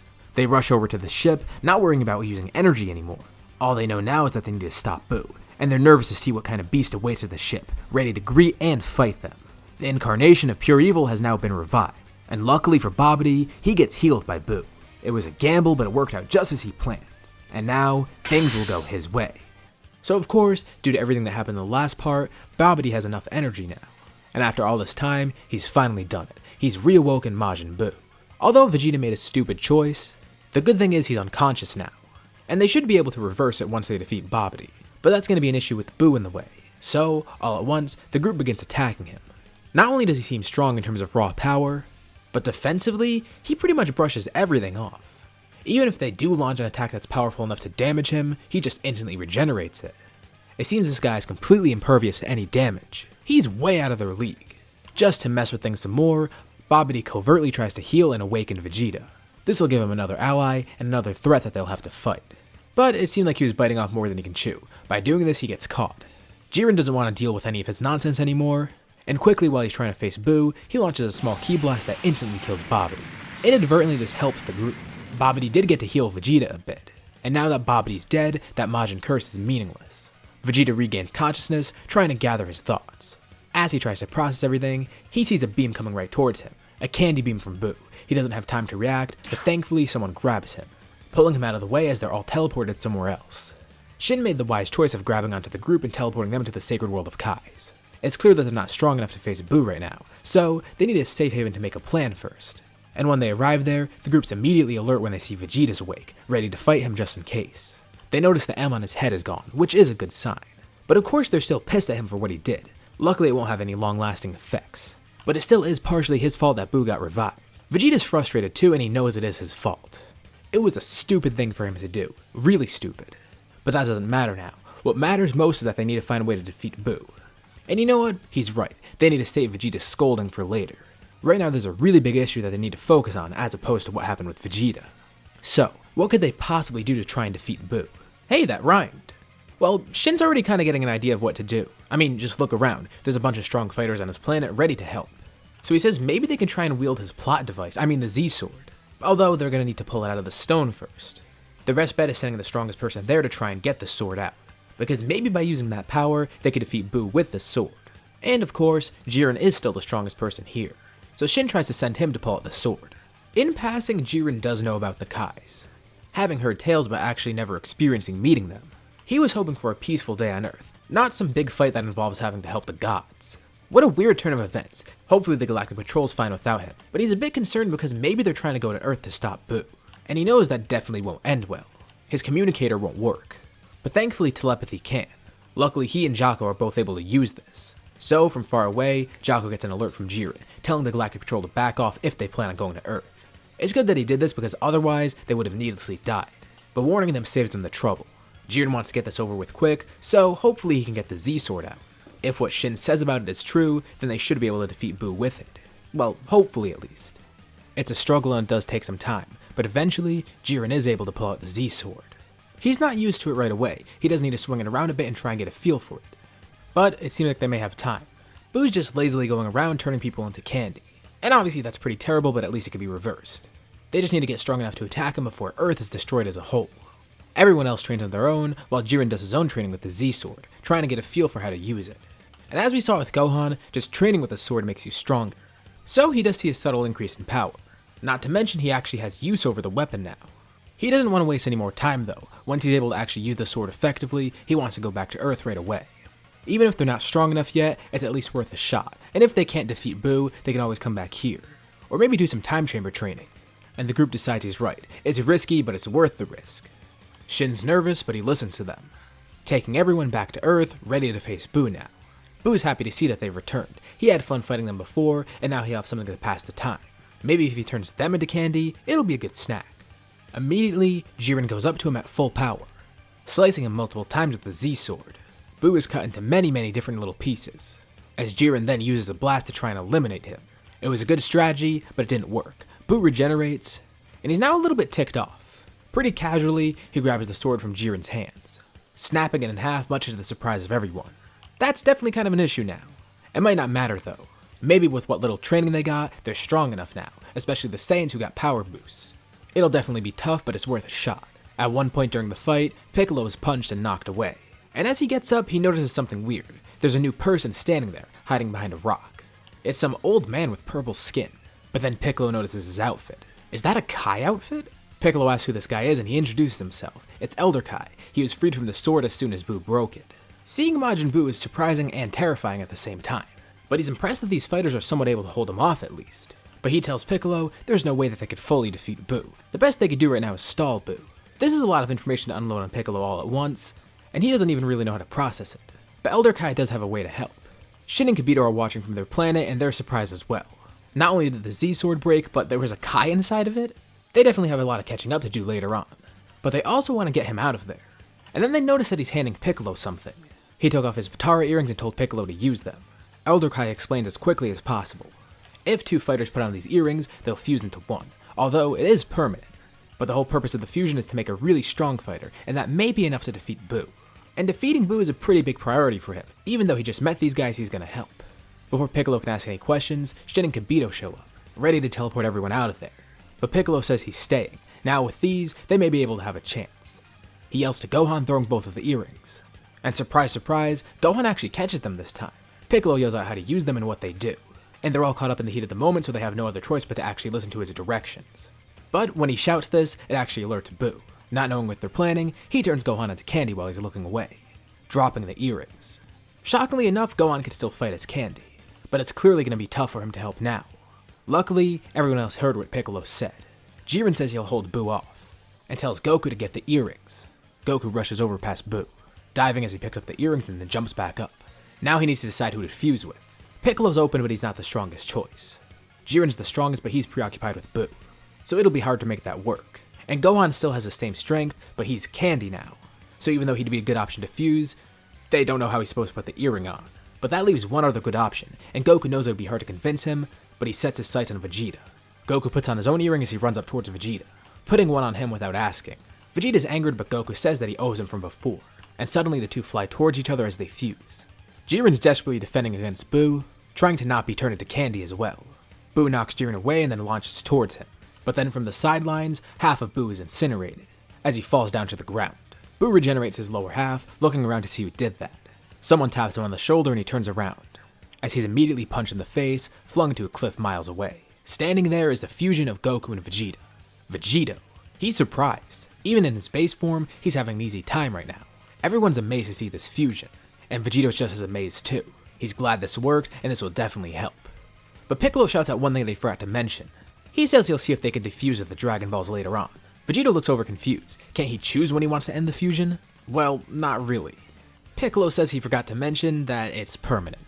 Vegito's terrified now, but Piccolo says in his defense, it was in the heat of the moment and it was the only way to save everyone. Whatever, Vegito won't worry about that now. Hopefully the Dragon Balls can work later on. It's an odd adjustment for him, obviously. I mean, Vegeta literally had no say in the fusion, and they knew nothing about it prior. The two souls slowly get used to this new body, as Buu then rockets towards them once again. Vegito completely overpowers Buu, just alone. Buu tries to attack, but Vegito dodges, then countering with his own flurry of attacks, so fast that Buu can't even register what's happening. While the fight continues, Gohan rolls over to where Elder Kai is. Vegito being permanently fused is not the only issue. Gohan really hopes that he's not permanently stuck as candy. But it's his lucky day. Buu launches a candy beam at Vegito, who quickly rushes over to Gohan and throws him up towards the beam, so fast that Buu doesn't even notice what's happening. Being hit by the beam again turns him back to normal, and he doesn't know what the hell just happened, but he rolls with it. Vegito jumps back up towards Buu, ready to finish the fight, and even though he doesn't need it, just for fun, he wants to try out Super Saiyan. As he's coated in the golden aura, he transforms, going into Super Saiyan as he prepares his final attack. And with one blast, he completely eliminates Buu. He doesn't hold back at all because he wants to make sure everything is erased. And now finally, Buu is defeated once and for all. Okay, now they have to get the Dragon Balls. Their priority is to revive everyone that was killed by Buu, and then later on, they'll need to find a way to reverse Vegito's fusion. Luckily, amidst the search for the Dragon Balls, Vegito suddenly defuses. Oh, that turned out perfectly. It looks like that's one less thing that they need to worry about. So, that means everything wraps up nicely. The fusion worked and ended, everyone is revived, and now Earth is back to normal once again. So next, we get into a little time skip. Over this time period, Jiren begins thinking about something. Earth has all these great fighters, but they're not really formally organized into a group. Sure, unofficially they're the Z Fighters, but it's really just a group of guys that fight together whenever they're needed. Similar to the Galactic Patrol, Earth could use a group like that. One that has better organization and resources, and a set group of people. That way, they can more easily defend against galactic threats like Buu. Maybe he could pursue that later on. They could be an unofficial branch of the Galactic Patrol. Maybe they can even get their own uniforms. What a novel concept. We'll see some of that later on. Eventually, we do arrive at Battle of Gods. Beerus finally wakes up from his nap, and much like normal, he's looking for a Super Saiyan God. But right now, Goku's with the Galactic Patrol, so when Beerus goes to Earth, he meets up with Vegeta instead, who he actually knows from before. Vegeta's terrified to see him and tries to appease him, saying maybe they can ask Shenron about the Super Saiyan God. He can't really think of anything else, and he doesn't want to make Beerus angry, so he does this. His stomach drops as he hears the requirements. Crap, they need to do some ritual with other Saiyans. Kakarot's not here right now, but there are some Saiyans on Earth at least. So maybe if he gets everyone together, there is a shot at doing this. But it's gonna take some time for Goku to come to Earth. Whis says not to worry. He hears that this Goku guy's with the Galactic Patrol, so Whis quickly flies out into space to meet him. Suddenly on the Galactic Patrol ship, all the patrolmen are terrified as someone comes on the ship, seemingly just making his own door and walking on. He asks if anyone knows where Goku is, and terrified, they all point in his direction. Goku's intrigued by this guy coming on the ship, but Jiren's a little ticked off. Great, more gods getting involved. Just what he wanted. After his experience with the Kais, he's not really too keen on working with the gods again, but they obviously have no other choice. Goku's brought to Earth and it still seems that they're short for the ritual, but thankfully Videl's still able to join, so the ritual's done and Vegeta gets Super Saiyan God this time. And there's not too much to discuss about his fight with Beerus. It's pretty much the same as what Goku's was like, but what follows is actually of interest. Vegeta's of course going to go train with Beerus and Whis, and Goku kind of wants to go too so he can get the Super Saiyan God form and get stronger. But he also does need to stick with the Galactic Patrol, and the issue is travel time. Not to worry though, Whis can quickly help them travel anywhere. It'll only take a few minutes back and forth. And you know, he doesn't care wasting a few minutes traveling. What's a few minutes to him when you're millions or billions of years old? And you know what? Jiren's actually kind of interested in this prospect too. Training with gods. That may help him get a lot stronger. While the last gods he met seemed kind of ignorant and weak, Beerus and Whis actually seem intimidating. And kind of serious. Although, little does he know, Beerus is a pretty lazy guy. He'll come to learn that later on. He asks if he can come along too, and Goku vouches for him. I mean, now with Super Saiyan God, Vegeta's the strongest. But Goku tells Whis that Jiren is even stronger, and he'll probably be able to catch up to Vegeta and surpass him in no time, even if he's a bit behind now. So Jiren ends up training with them, and after some time, he quickly comes to learn that these gods are definitely not what he saw them as. They're just like Shin and Kibito. He's pretty disappointed in the state of the gods. They all seem lazy and uninterested in their jobs. Beerus lays around doing nothing and only cares about food. And Whis actually does do something, but it's only at the request of Beerus. It's a pretty shameful excuse for gods. Jiren realizes that if they took their job seriously, the universe would be so much better than it is now. And this actually gives him a new goal. he wants to surpass the gods, if that's even possible. Beerus brings something up about a god of destruction candidate. Goku and Vegeta aren't interested, but surprisingly enough, Jiren does show some interest.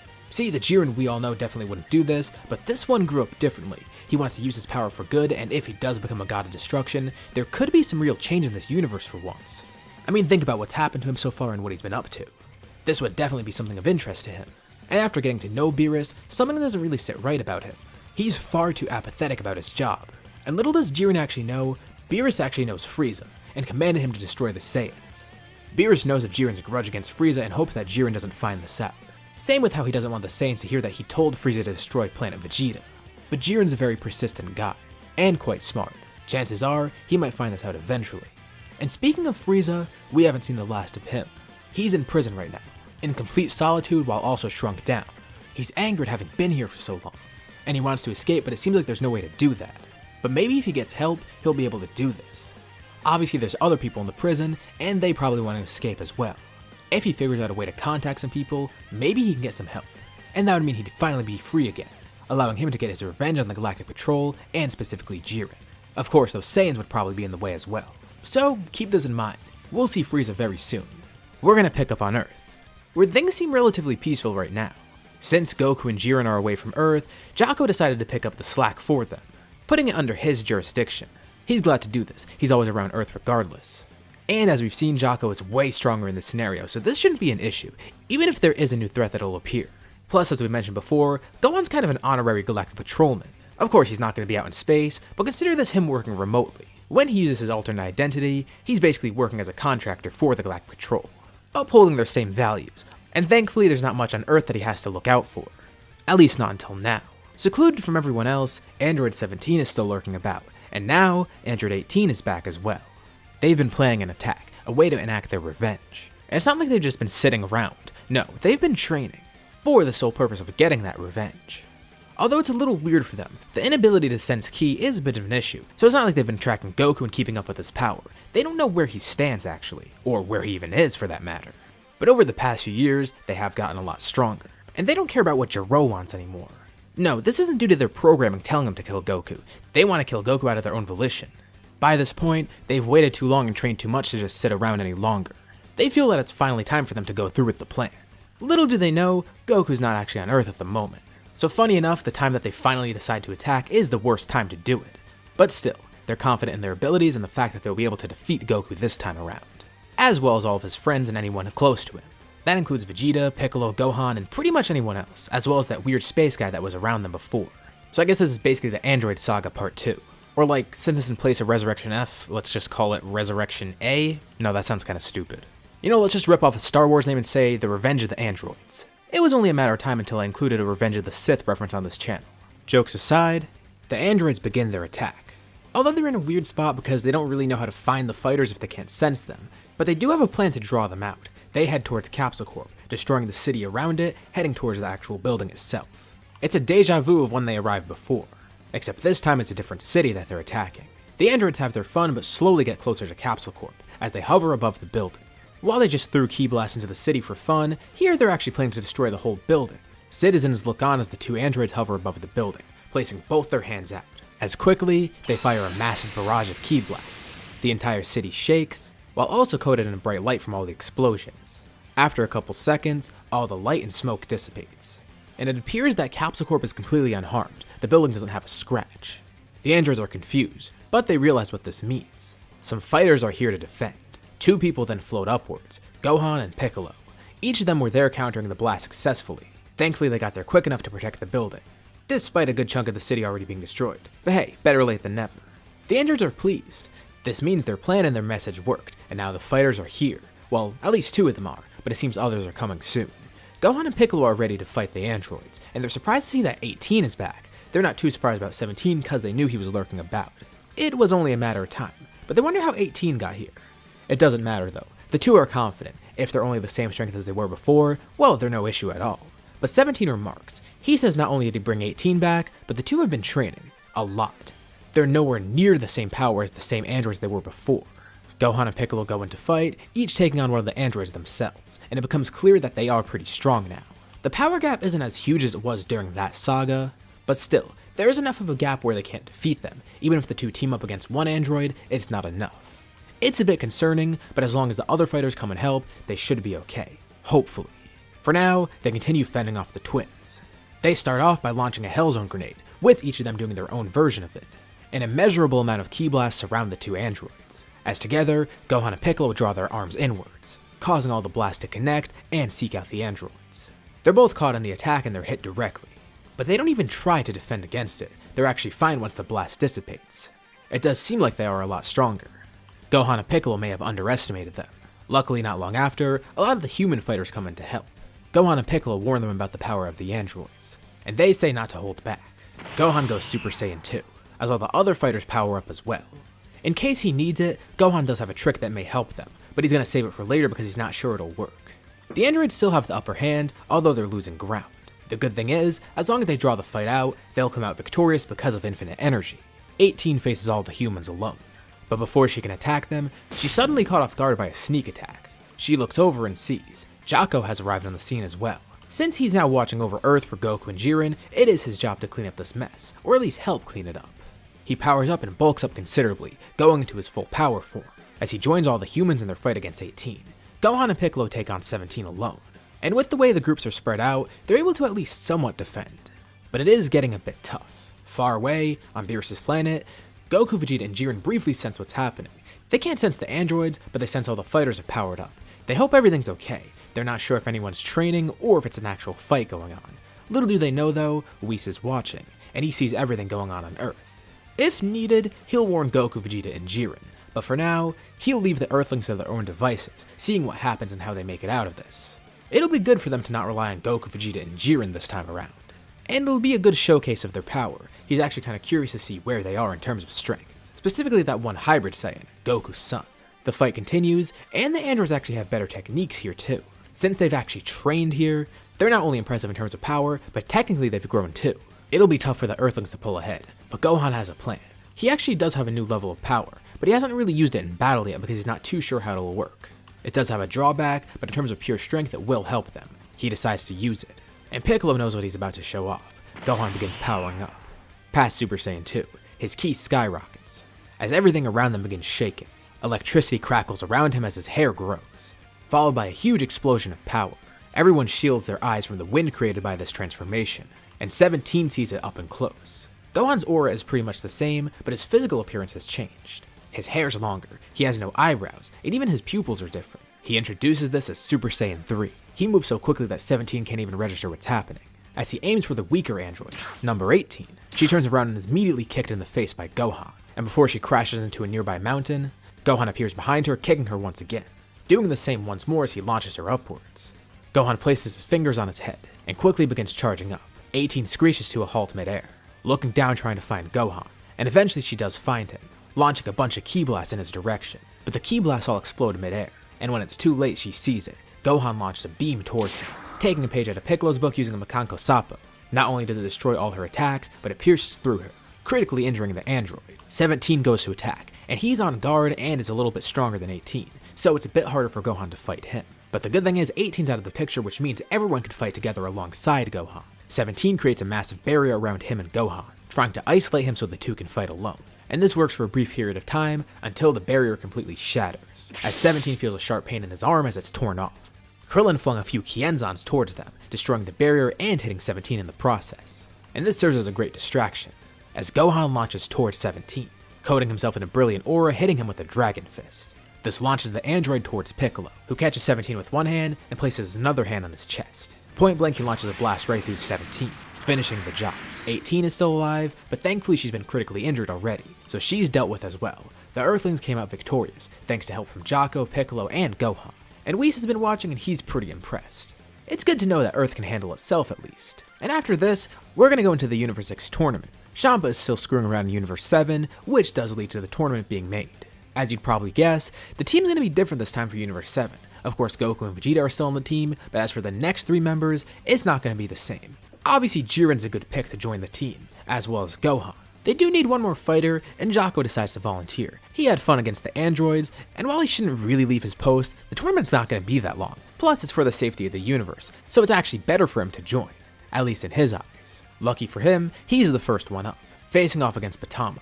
It's weird because it seems like Batamo doesn't take any damage from any of Jocko's attacks. And out of frustration, Jocko begins attacking him rapidly. The punches aren't actually doing any damage, but Jocko notices that it lifts Batamo off the ground. Wait, he could use this to his advantage. If he continues doing this, he can knock him out this way. Batamo is suspended in the air and launches himself upwards, seeing what Jocko's doing and smirking. But Jocko already knows a way around this. He jumps up too and hits Batamo with a powerful kick, briefly going into his full power form. This stretches Batamo out, slingshotting him out of the ring. Jocko takes the win here and is up against Frost next. This isn't going to go too well for Frost. Jocko is suspicious of him from the get-go, despite him looking good on the surface. The fact that he looks like Frieza doesn't really sit well with Jocko, but he puts it aside. Although his suspicions were correct, Jocko has really good eyesight as we know, and he notices a brief glare from something under Frost's wrist. He gets a closer look and sees that there's a needle there, grabbing Frost's arm and lifting it up. The ref sees, and Frost is disqualified. Jocko has no reason to fight him if he's going to cheat. Next up is Vegito, and this one's kind of a draw. Jocko is able to come up with a good insult, but I feel like it would be too late because by that point, Vegito would have smoked him out with all the steam, tiring Jocko out, causing him to forfeit. But that's not too big of a deal. I mean, Jocko is pretty strong, but he is the weakest on the team here. They still have 4 very strong fighters left. Vegeta's up next against Kaba, and there's no real reason for that to go any differently. I feel like he would probably try and form the same bond with Kaba, and he also learns that Kaba's part of some elite army. Protecting his part of the universe. It's kind of like the Galactic Patrol in a way, reminding him of Kakarot and Jiren. It's weird how similar the two universes are, but this isn't where the similarities end. The fight between these two goes normal. Kaba gets Super Saiyan and Vegeta ends up winning, leading him to facing Hit, which causes Vegeta to get eliminated because there's no way he could defeat Hit. But luckily, the person up next is Jiren. Hit's actually pretty surprised to see Jiren, and vice versa. Jiren comments that he doesn't have anyone like Hit in his universe. As a Galactic Patrolman, he knows a lot of the different races in Universe 7, but he's never encountered someone like Hit. It must be a symptom of a lot of the planets being destroyed in Universe 7.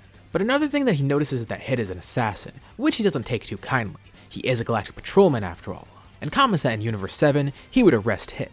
This makes Hit chuckle. He wonders if Jiren is actually even powerful enough to do that. The reason he's surprised to see Jiren is because he looks pretty familiar. Jiren wonders what he means and Hit explains. In Universe 6, at least in this scenario, there's a planet similar to the one that Jiren came from here in Universe 7. Hit says that Jiren must be the Universe 7 version of that species in his universe. This interests Jiren. There's more like him in Universe 6. He asked Hit if any of them are strong, and Hit says he personally doesn't know any. But he's heard, well, rumors. Nothing's really been confirmed, but it appears there may be one strong fighter from that planet in his universe. Beerus is pretty surprised to hear this too and asks Champa if it's true, and Champa confirms. Although Champa's had trouble finding that fighter, but it's definitely something to keep in mind. Regardless though, Hit and Jiren end their conversation, getting ready to actually face each other in a battle. At first, Jiren has trouble overcoming Hit's abilities. The way he controls time is a very effective technique. But Jiren may actually have a shot. Once he actually powers up into his full power mode, the tide begins to turn. This is his first chance to test out his full power after all his training with Beerus and Whis. He was pretty strong before in the past few parts, but this is something completely different. Now with access to God Ki and all those techniques he learned from training, Jiren is leagues beyond where he was before. In terms of raw strength, he surpasses Hit, although Hit's able to use pure progress and his time skip to keep up. But he can only do so much until he's completely overpowered by Jiren. Jiren's speed and strength is too much, even for a time skip. He attacks with speed, power, and unpredictability, making it hard for Hit to actually counter anything he does.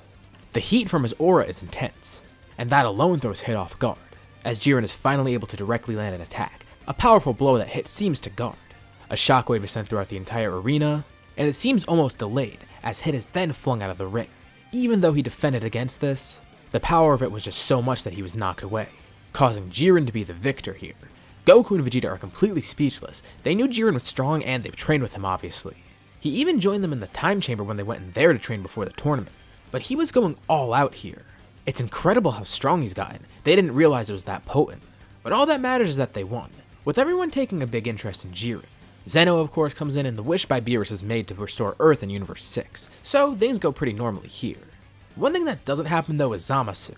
There's no time travel and there wasn't really any reason for him to be angered. He may be a little ticked off by Jiren using godly abilities, but he may not even notice in the clip.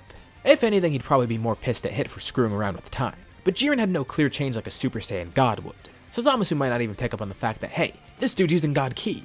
So luckily for everyone, including Zamasu, that arc is pretty much negated. There's no reason for it to happen. And no, we're not actually going to head to the Tournament of Power right after this. There's something I teased in the last part that's about to happen next. Frieza is in his cell one day, as he has been for the past couple years. It's maximum security, and there's no way for him to escape. There's nothing for him to do either. So far he's been training his brain, but that's really it. In terms of the time that this is actually happening, let's say it's during the Universe X tournament. The Galactic Patrol's guard is kinda down, and this posed a perfect opportunity for someone. In Frieza's jail cell, out of the blue his power suddenly returns, as well as him going back to normal size. A hole is breached in the wall, sucking Frieza out into the vacuum of space. It's not like this is gonna kill him or anything. Frieza can survive in space, but he's just wondering what happened here. Who cares though? He's free and that's all that really matters. He flies off, thinking of his next move, when suddenly he encounters a ship. A voice in his head tells him to board the ship, knowing Frieza's name. Frieza's intrigued, but he asks why he shouldn't just blow up the ship right now and go on his merry way. And the voice tells him that Frieza has a potential new ally. This was the guy that helped him escape. If Frieza tries to blow up the ship, well, that wouldn't pan out too nicely for the Emperor. He's already seen a taste of this guy's power. So, Frieza boards the ship out of curiosity. He sees a former soldier of his piloting it, which is really weird, but in the back there's someone different that he's never seen before. An old goat-like man in a cloak, who introduces himself as Moro, a man with great magical powers. Frieza's heard of many magicians, and he wonders what sets this one apart from the others. And Moro explains, a very minuscule amount of his magic has returned, and he used that to help Frieza, hoping that he'd gain a new ally, although he doesn't have much more of his magic left due to doing this. But right now he's trying to bluff and make it seem like he's stronger than Frieza, so he doesn't mention that. Really, Frieza could kill him at the moment, but that's besides the point. Moro wants to create an alliance with the Emperor. From his cloak, an injured and wrinkled hand sticks out, as Moro waits for Frieza to shake on it. So as we saw with the last part, Moro was able to break Frieza out of prison. Why did he do this, you may ask? Well, at the moment, his magic isn't too strong. Sure, it's good enough, but if he actually wants to succeed and go through with his plans, he's gonna need some more muscle. But naturally, the two would be very suspicious of each other. They are both villains after all. It would be stupid to not be suspicious of the other. Not to mention the two did just meet each other. Really, the only goal they had in common is that they wanted to escape prison together. But it turns out they do have more in common. They both want to get the Dragon Ball. Moro wants to restore his previous power, going back to his youth. And as for Frieza, he doesn't really care about immortality too much anymore, but the prospect of getting the Dragon Ball should be pretty fun. Not only does he get out of prison, but he actually gets another shot at getting this wish. Even if that may not be his main goal right now, it's a nice bonus. But as I mentioned, the two don't really share anything else in common, and they don't really trust each other. Actually, both plan to cross the other. While Frieza is a strong ally, Moro doesn't know if he could stay with him in the long run. He'll get the Galactic Patrol prisoners later on to help him. They're weak enough to be kept in check, but they're still strong enough to be of use, so not only are they loyal, but they are powerful. As for Frieza though, Moro's not too sure. He may be a loose cannon, so until he gets the rest of the prisoners out, this is the best he could do. And hey, maybe Frieza could be one of his first snacks, at least once he actually gets his wish. As for Frieza, he plans to dispose of Moro after he stops seeing him being useful. Frieza won't be relegated to being some henchman. It's not befitting of what he truly is. He's an emperor. He needs to call the shots. He doesn't care about any of Moro's plans. He'll get the Dragon Balls for himself and then enact his revenge on other people, such as that Galactic Patrolman JIREN that he's been thinking about. By now, the Galactic Patrol would have noticed that a prisoner escaped. Wait, no, two escaped. Frieza and Moro, two of the most deadly prisoners that they actually had. Yeah, this is pretty urgent news, so of course word would spread around, especially to one of the strongest patrolmen, JIREN. He's notified right away, and realizes that this could be trouble. Not only is Frieza pretty troublesome, but he's heard of Moro before. Moro was locked up a while ago, before JIREN was even part of the Galactic Patrol, even before he was born, way before that. Of course, by now he would know who Moro is, and why he's in there. While he may not be as strong now as he was back then, he still is pretty threatening, and he may have a way to get back to his former strength. JIREN knows that this doesn't look good, especially with the fact that he's teamed up with Frieza. That must mean he's seen some use in Frieza, and he wonders how strong Frieza truly is now. As another Galactic Patrolman, Goku would get word of this too. He actually does know of Moro by now and knows a bit about him. Not nearly as much as JIREN, but enough to know that this is a big threat. Him, JIREN, and Jaco try and brainstorm something together. JIREN is pretty confident in his power by now. Even though both the escaped prisoners are threatening, JIREN feels that his current power is more than enough to take them on, especially with Goku there too. Goku's been doing the same training as him, and he's gotten a lot stronger. Plus, the three of them have got some great allies on Earth. Vegeta, Gohan, Piccolo, everyone there is pretty strong. Right now, JIREN and Goku are on Beerus' planet with Vegeta. The two tell Whis that they gotta go, and Vegeta wonders what the rush is. He's filled in and decides to join. He wants to see who this Moro guy is if he's really that threatening. Not to mention, since Frieza is involved, that kinda does make it more personal. Whis taxis them off the planet, and it just so happens that the closest Galactic Patrolman is one of them named Maris. Pure coincidence that he's the closest one that Whis could find. Nothing strange about him at all. Anywho, Goku and Jiren meet up with him. The two actually do know about him. This is the first time he's actually relevant in this what if, but considering how long both Jiren and Goku have been on the Galactic Patrol, they would definitely know who Mayris is. Vegeta would be the only one left out of the loop, so they introduce him. Vegeta's surprised that he didn't hear about this guy before. Apparently he's one of the strongest Galactic Patrolmen, up there with Goku, Jiren, and Jaco. Goku even nudges Vegeta and whispers to him. There's something weird about him, but he can't quite put his finger on it. This guy's one of the newer patrolmen. He came in even after Goku did. He's only been there a few years, and even Jiren has grown suspicious about his power. Not that he's suspicious in terms of being a bad guy, it's just that he's hiding something, and no one really knows what. But hey, as long as they have him as a strong and smart ally, it should be good. They all fly off to Namek, ready to stop the villains. That seems to be the direction Moro is heading in, and immediately this looks bad. Jiren and the two Saiyans are having deja vu. Frieza going to Namek? Yeah, that's a recipe for disaster. As soon as they get there, they know they need to end this as quickly as possible. As they fly towards the planet, they see a weird glow coming off of it. Moro is actually absorbing all the energy from the planet and the people on there. The Galactic Patrolmen know that this is a bad sign. He's already started absorbing energy, meaning he's already grown stronger since he's escaped. Their ship lands on the planet, and immediately the three patrolmen and Vegeta seek out Moro. As they go over, they see the old magician standing there with the Emperor. Moro would have loved to fight these guys, and possibly even steal their energy, but he thinks it may be better to get this over with quickly. He tells Frieza to hold these guys off for now, as he goes to escape. Mayris goes to chase Moro, telling Goku and Vegeta to come with him. Jiren offers to fight Frieza alone, not sure what he's hiding up his sleeve. The two face off once more, just like old times. Frieza hasn't been idle, he tells Jiren. In solitude, he has been training mentally, just like how he trained in Hell in the original story. And despite him being so small, he was still able to train occasionally, although it disgusted him. He only did it from time to time out of boredom and curiosity, eventually even being restrained because the Galactic Patrolman knew he may be a risk. But after all those years in prison, and after all that mental training, he's ready now. Not only is he stronger and free, but he's back to his normal size. With a new transformation up his sleeve, Frieza powers up, and Jiren watches on as he's coated in the yellow ki, glowing as his skin turns golden. This is Golden Frieza. Jiren's actually been impressed with the power. Frieza has definitely grown stronger, and this may be a good test of his strength. Jiren tells Frieza that he has been training with Beerus. He's gotten a lot stronger since their last meeting, probably much stronger than Frieza's gotten since then. He doesn't have any new transformations or tricks up his sleeve, just his pure strength and his techniques. This mention of Beerus actually intrigues Frieza. Interesting, he's been able to find the God of Destruction and started even training with him, or at least his angel. This actually kind of surprises Jiren. He didn't know that Frieza was aware of the God of Destruction. Frieza smirks, saying that he's actually met with him on a couple of occasions. Beerus knows Frieza? Jiren doesn't think he's hearing it right, and Frieza actually confirms this. What's more, he actually told Frieza to destroy planet Vegeta, the former home of Jiren's two monkey friends. Jiren can't believe what he's hearing. Does that mean that he may have also been involved in the destruction of his planet?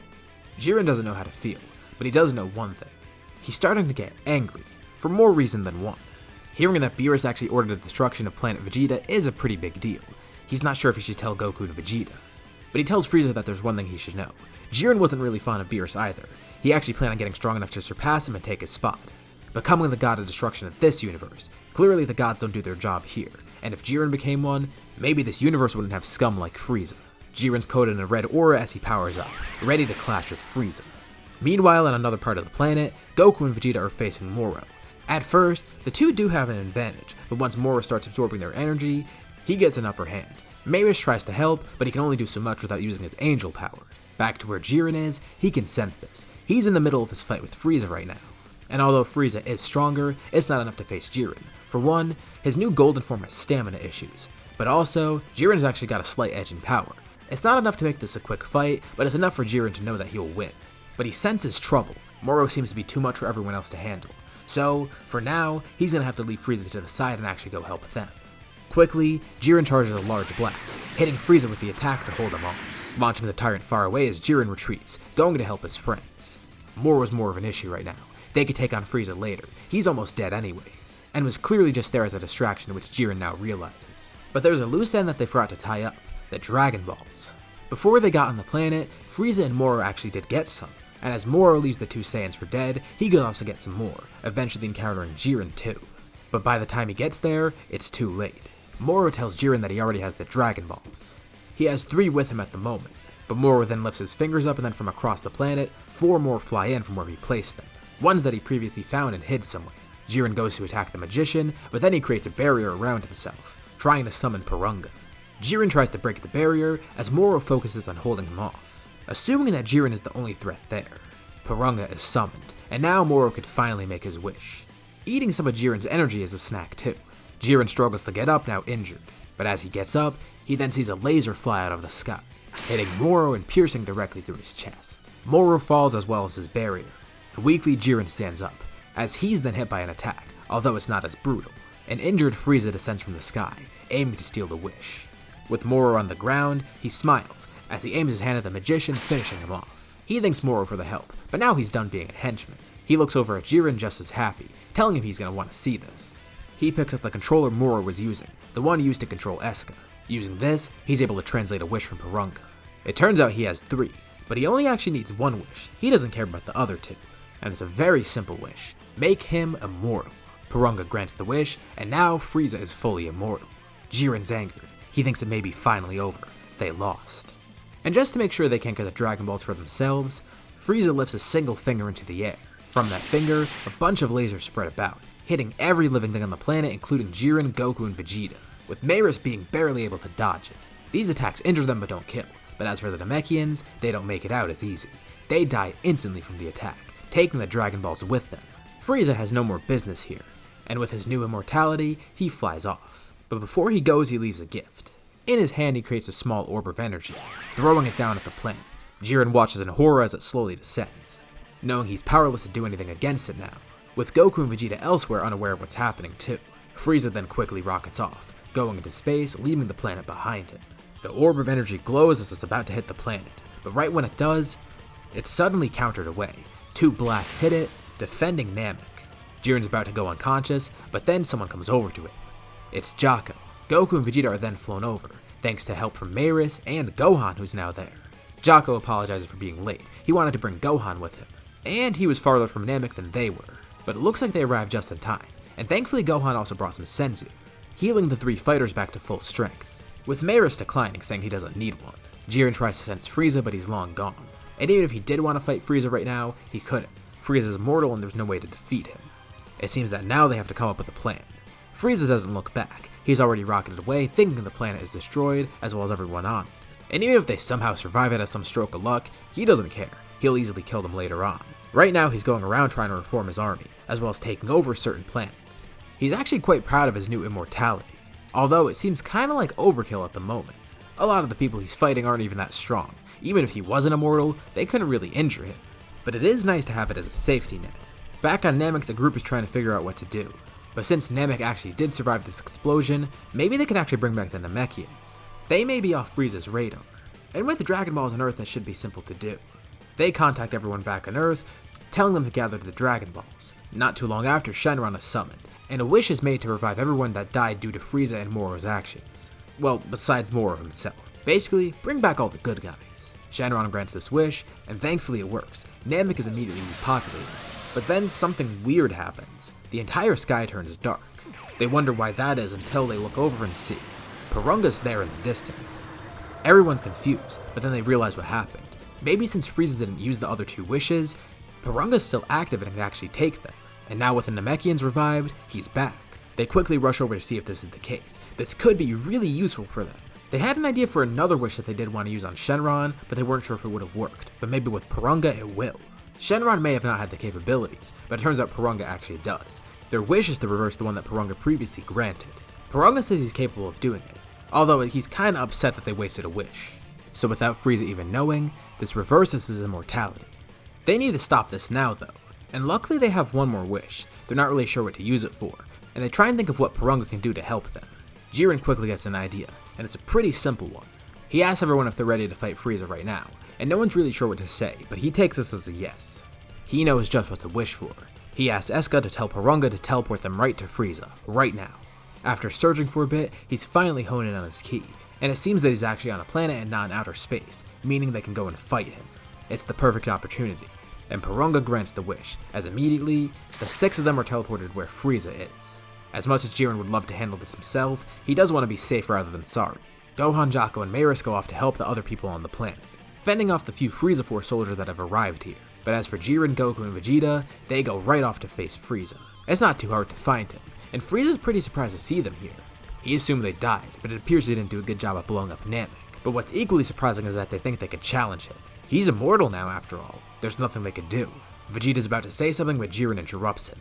He wants to make Frieza think that he's still immortal. He tells Frieza that he's right. He is immortal, but Jiren believes that with brute strength he could still kill the Emperor. Frieza laughs. How uncivilized. He immediately powers up into Golden, ready to fight him once more. And this will be more fun.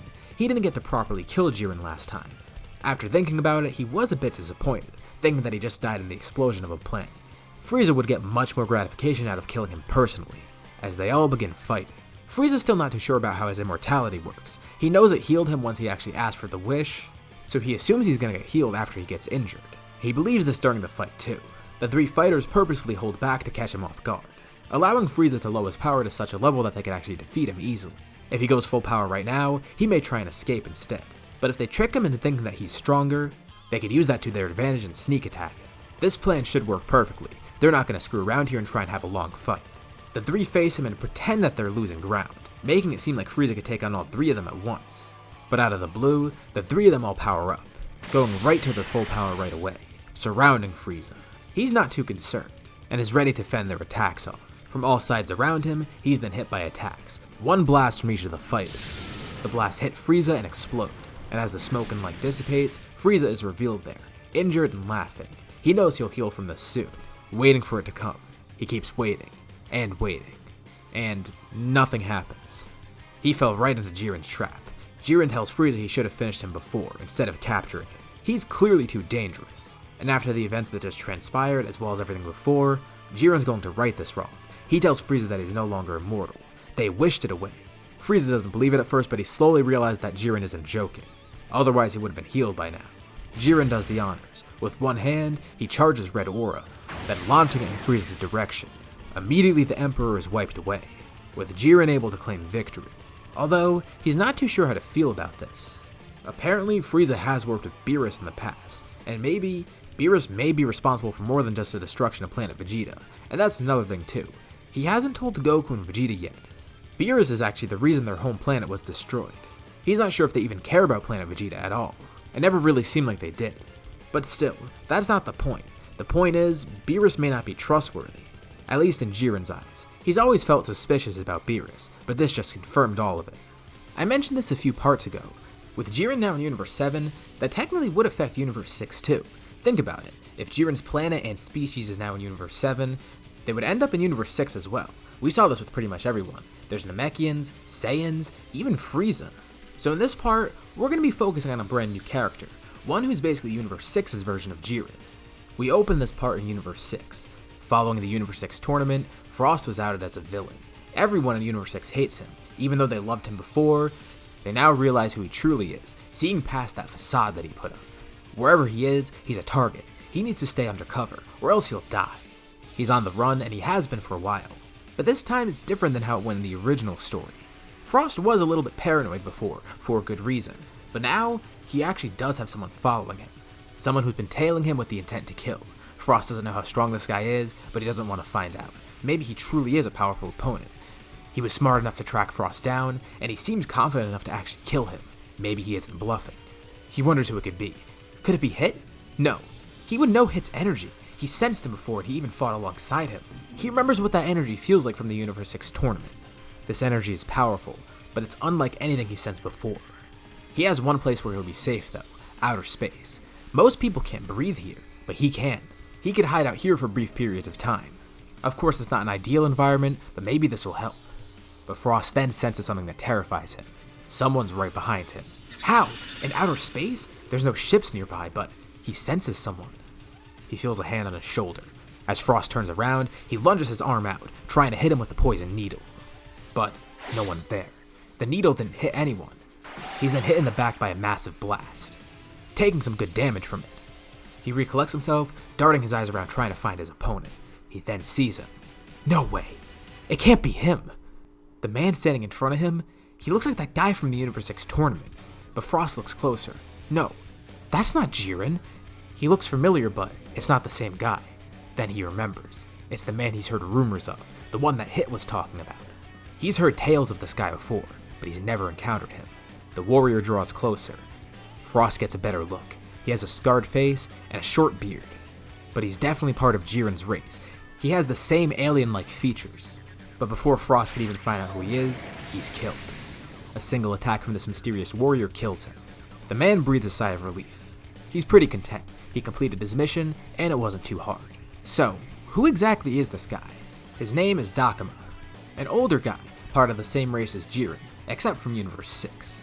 Dakoma's planet and race isn't too dissimilar from Jiren's, except his people aren't extinct. His planet's still thriving pretty much, with a lot of his race actually being warriors, some of whom fought alongside Frost in his battles. After Frost was outed as a villain, everyone wanted him dead. He was responsible for those wars after all, killing a lot of Dakoma's people, even injuring him. He and so many others like him were involved in countless wars, just for Frost's profit and gain. Frost caused so much havoc in the universe that Dakoma knew he had to be dealt with.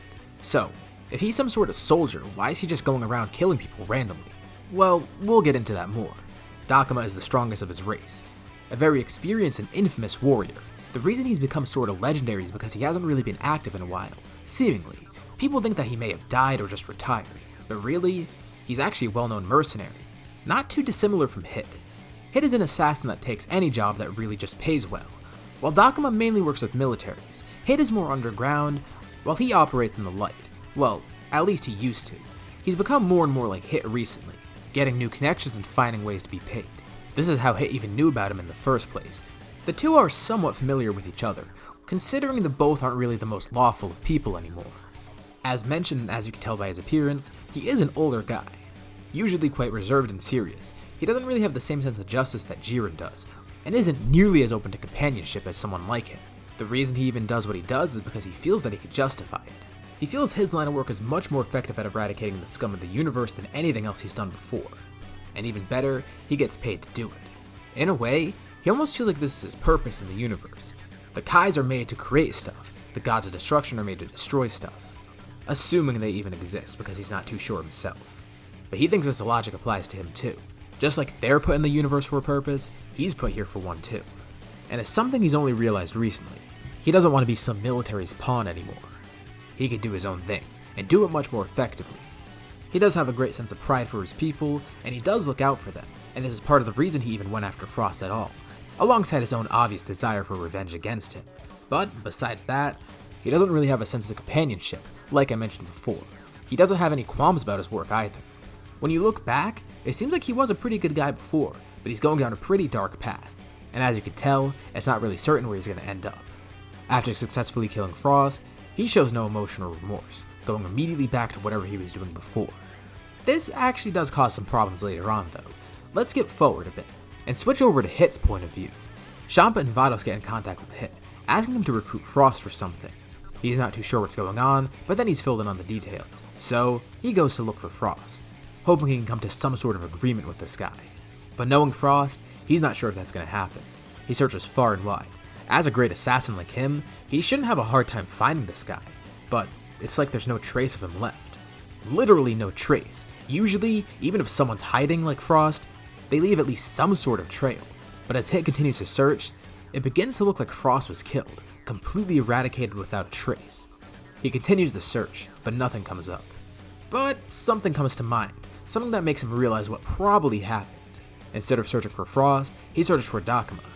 Now, Champa actually did try to recruit Dakoma for the Universe 6 tournament before, but what Hit's actually doing right now is recruiting people for the Tournament of Power. He just received news of it, and since he can't find Frost, he may as well ask Dakoma what happened to him, assuming that he's responsible for killing the tyrant. He doesn't expect to recruit him at all, just expecting to get some info. He heads to a faraway planet, one where a lot of the universe's criminals actually hang out.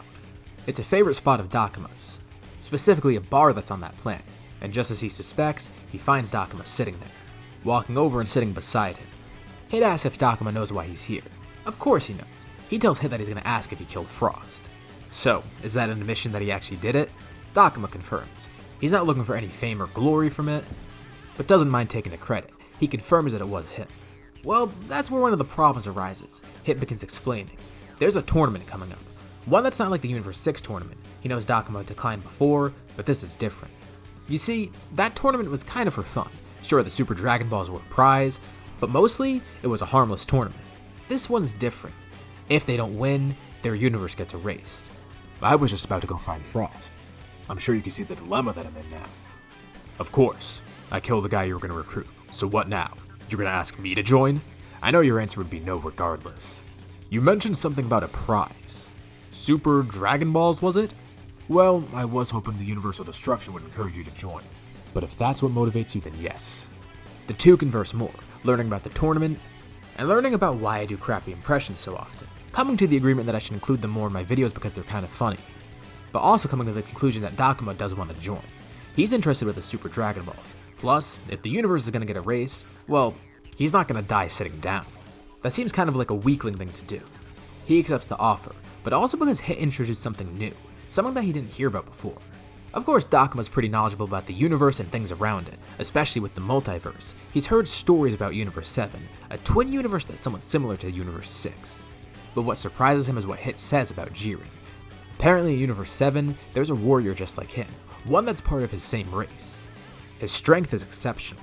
Plus, he's got some great drip to back up that strength. I mean, look at this outfit. Hit even begins theorizing what kind of outfit he'll wear at the tournament. Jokes aside, this interests Dakoma, a strong warrior just like him. He doesn't care too much about some petty brawl between the two. Sure, they may be similar, but who cares? He's more concerned about saving himself and trying to get the Dragon Balls for himself. From what he hears, this Jiren guy's the opposite of him. He works stopping criminals in space. Wouldn't it be more effective just to kill them? I mean, that worked out pretty well with him so far with Frost, right? Hit says they could discuss their morals later. Just prepare for some strong fighters. And with that, Universe 6's team is all recruited. Of course, the rest of the team is pretty much the same. The only difference here is that Dakoma replaces Frost. But let's go over to Universe 7 now. Their team is going to be pretty different too. And there's some other things that went on after the last arc that need to be covered. Following the death of Frieza and Moro, the Galactic Patrol congratulates Goku and Jiren. It's amazing how they were able to stop these two, especially with how strong they've gotten. Now, they don't need to worry about them at all. They always did have a fear that Moro would escape somehow, and their fears were realized, but at least it turned out all okay. But still, something sticks to the Jiren that doesn't really sit right with him. Before he killed Frieza, he remembers back to what he told him, when they were facing each other right after Frieza escaped. The fact that Beerus ordered him to destroy planet Vegeta. This obviously does stick with Jiren. He doesn't really trust Beerus anymore. He never really did and thought he was doing a terrible job at what he was supposed to do. But this is something different. Before, Jiren thought he may have just been irresponsible and lazy. But now he questions Beerus' integrity. What other information is he keeping from them? He doesn't know, and he's not sure if he wants to know. But he also debates whether or not he should tell Goku and Vegeta. Well, funny enough, right after the last part, a new chapter to the manga came out, and in that chapter, Beerus actually revealed that he told Frieza to destroy planet Vegeta, so I guess that's that plot point gone? Okay. I'm gonna go off script a bit here and try and explain why this is important, and also because you guys like when I go off script apparently, so yay.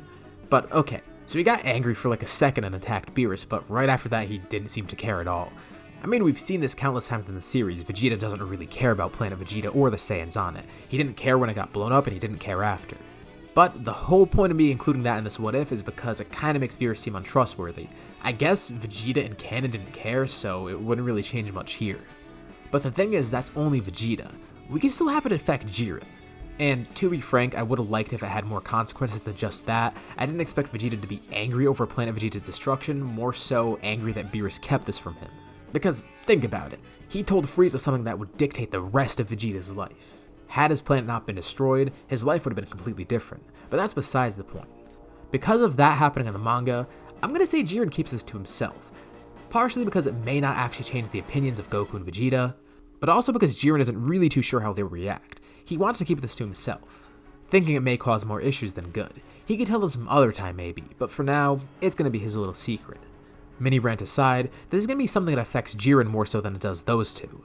I've been saying this throughout the series. Jiren never really had the best view on Beerus. This only makes it worse. But it solidifies something within him. Just as he thought before, it may be best if he tries to surpass Beerus, becoming the god of destruction in this universe, trying to make things right. Maybe then they'll have some proper leadership in this universe, instead of a gluttonous god that goes around destroying things just so he can get some good food and some fun. And he sees an opportunity rise soon enough. They hear about the Tournament of Power too. This is still going to happen because the Universe 6 tournament happened, and with Zeno seeing that, he'd be inspired. So as all that stuff is going on in Universe 6, now Universe 7 has to make a team as well.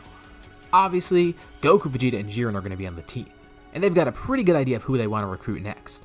Gohan's been getting a lot stronger. Even without training with Beerus, he's still pretty great in his own right. Plus, Goku's biased for him anyways, so he decides it's best to recruit Gohan. Jiren goes to ask Jocko, and he accepts too. Jocko's a lot stronger in the scenario as we've seen, so he's actually going to be a very valuable asset at the tournament. It's not the same Jocko we have in the main series. Obviously, there's not going to be any androids here because they're evil and, they're dead, so obviously not them.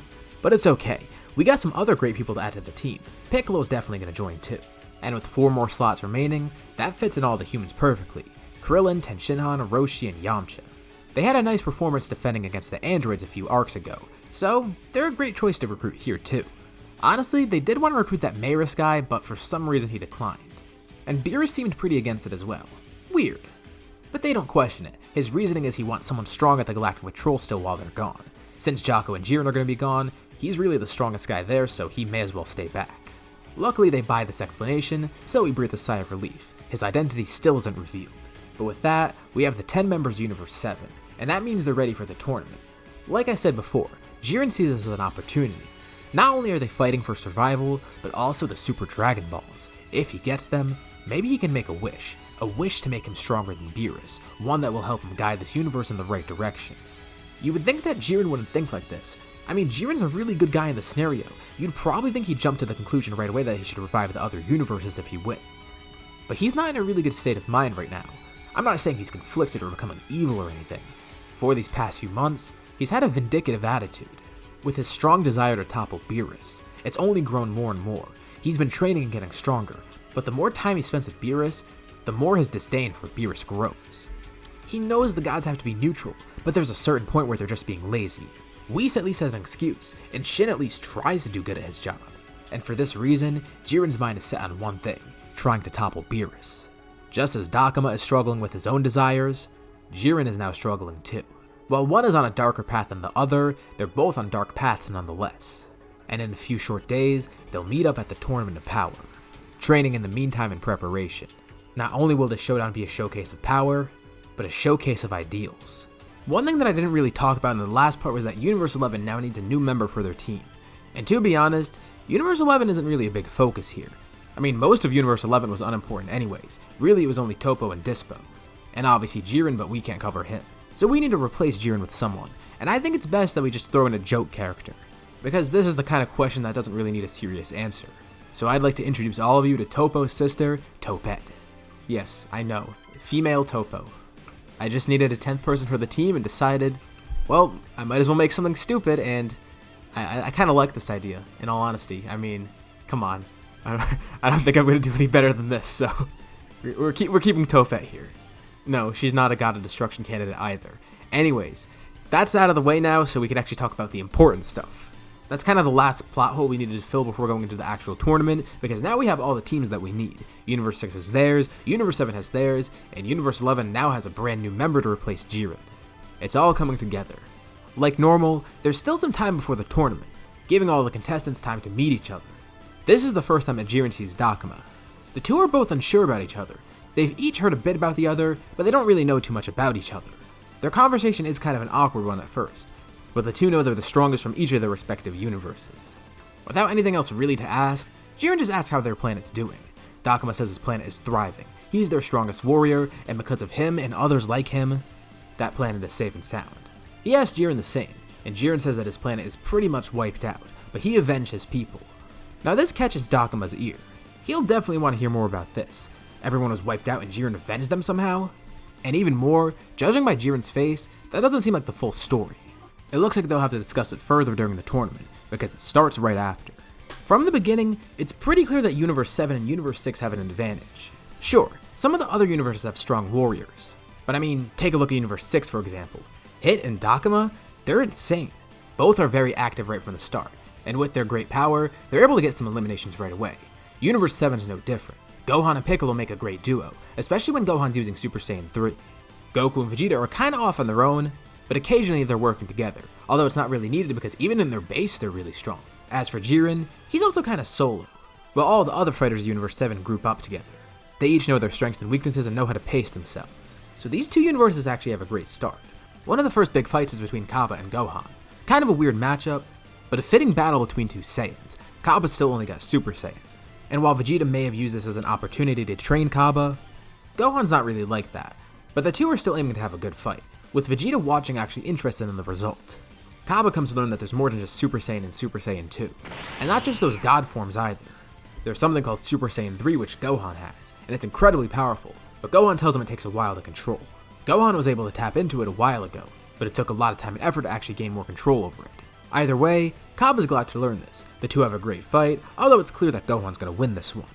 As for the human fighters, they band together like I mentioned before, being able to eliminate some of the lower tier fighters. For Goku and Vegeta, things are a bit similar to how it went in canon. They're just so beyond everyone else that even in their base form, they don't really have a tough time fighting them. Although they do know that some of the universes do have strong people that they'll face soon enough. Jiren's kind of the same way, but he's looking forward to his fight with Dakoma. And inevitably, that time comes. Goku kind of wanted to face him too, but he sees why Jiren wants to. The two made their connection before the tournament, and he knows the two are specifically looking to fight each other. Right away, the two begin with a brief sparring match. This serves as a warm-up and a way for them to discuss. Right away, the gods are watching on amazed. Beerus and Champa want them to stop warming up, but everyone else is still impressed. Even without using all of their power, they're strong. Surprisingly strong. And this leads to the two of them talking. Dakoma heard that Jiren was part of some Galactic Patrol or whatever, something that Hit mentioned, and Jiren confirms this. It's kind of like a space cop. He goes around ensuring that there's order in the universe. Or at least his sector of the universe. But still, he aims to preserve peace by trying to arrest all the criminals around in space. So, he imprisons criminals, villains like Frost. But Jiren mentioned before that he avenged his people. How would he do that then? Jiren explains everything about Frieza. Frieza came and slaughtered everyone on his planet, and later on he arrested Frieza. Until he later escaped, and Jiren was forced to kill him that time. This is where Dakoma begins to see what Hit was telling him. He feels that Jiren is soft and this only proves it. He ended up killing that Frieza guy anyways, so why not kill him in the first place? Jiren explains, he only does that as a last resort. Otherwise, he's no better than the criminals that he's trying to stop, especially people like Frieza. But Dakoma says that's kind of a pointless mindset. I mean, he ended up killing him in the end anyways, so that kind of negates that whole point. It just sounds like Jiren's acting all high and mighty for nothing. Jiren's actually taken aback to hear this. He was looking forward towards a fight, but it seems like Dakoma's trying to give him some sort of lesson. One that wasn't really welcome in the first place. He asks why Dakoma's being so critical and why is this even his business in the first place, and Dakoma explains. He's not too dissimilar from Hit, except he's not as morally ambiguous. He feels his moral compass is pretty clear. He's a mercenary, but he only kills the people that he deems bad. He tells Jiren that he just likes to take matters into his own hands, for his own gain as well. The gods don't help them, and no one else helps, so put two and two together. He would be the best one to do it. Not to mention, he makes a profit while he's at it. Jiren says that makes him no better than a criminal, but Dakoma objects. He says he only kills the scum of the universe. Again, the gods don't care for them. So what's wrong with him taking matters into his own hands? Especially since he doesn't perceive that he's doing any bad. I mean, it's not like he takes random hits on random people. He goes after criminals and doesn't do it randomly. He's assigned to go after these people. It's part of his job. And he tells Jiren it's worked out for him so far. It lets him personally grow stronger, and it helps keep a lot of crime out of the universe. Sure, he can't stop everyone, but he thinks he's at least helping. And he reminds Jiren once more, look up in the stands. All those gods of destruction. They're not down here fighting for the sake of their universe. Sure, they know the whole point was for mortals to fight. But he tells Jiren to think of it on the larger scale of things. These gods do nothing for their universes. They sit back, acting neutral, and pretty much being incompetent for millions of years. He knows that's how Champa and Fuwa are. He's sure that Beerus and Shin are the same, not to mention Vados and Whis, and for that matter, every other angel, god of destruction, and supreme kai from the other universes too. Think about it, the gods are allowed to destroy stuff, but they don't actually do their job. So what's wrong with mortals taking that into their own hands? Especially someone like him, someone that needs to do this. This actually does begin to resonate with Jiren. Dakoma was able to pinpoint the exact thing that Jiren hated, the gods. Now it's no secret that Jiren kinda has it out for Beerus at this point, and Dakoma kinda picked up on that, but wasn't too sure. This only further confirms it, and he questions further.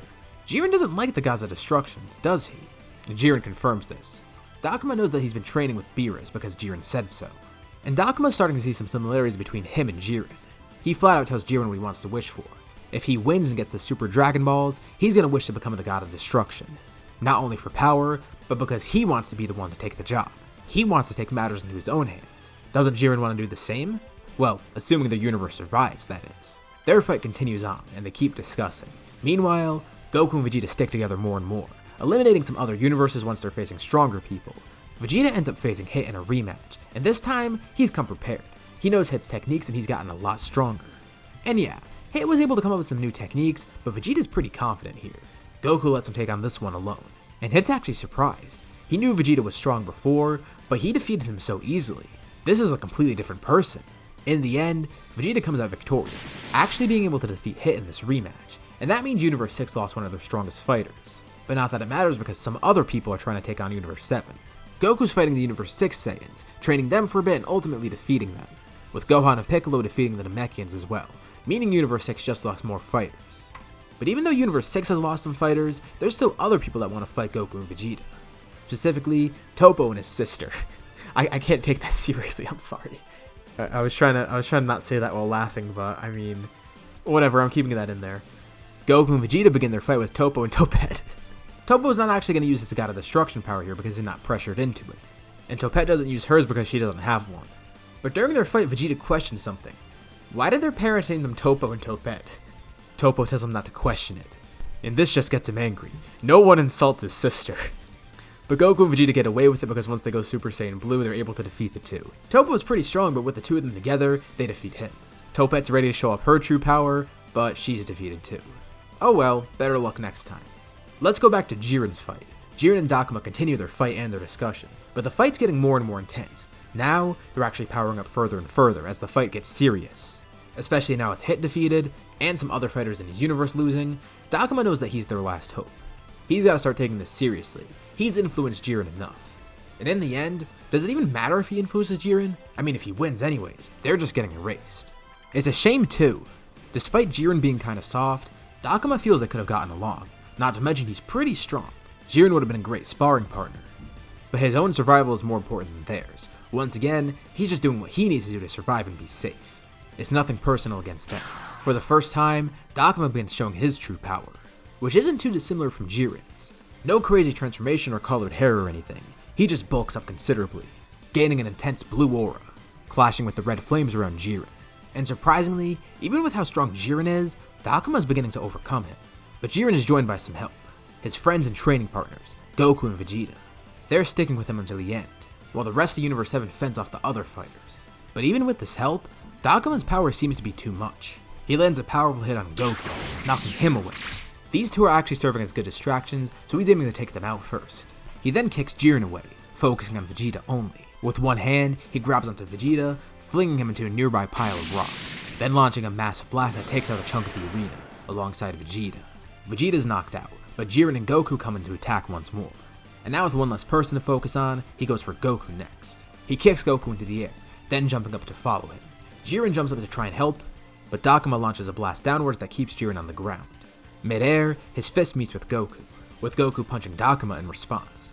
Goku's knocked up even higher, and in both his hands, Dakoma charges energy.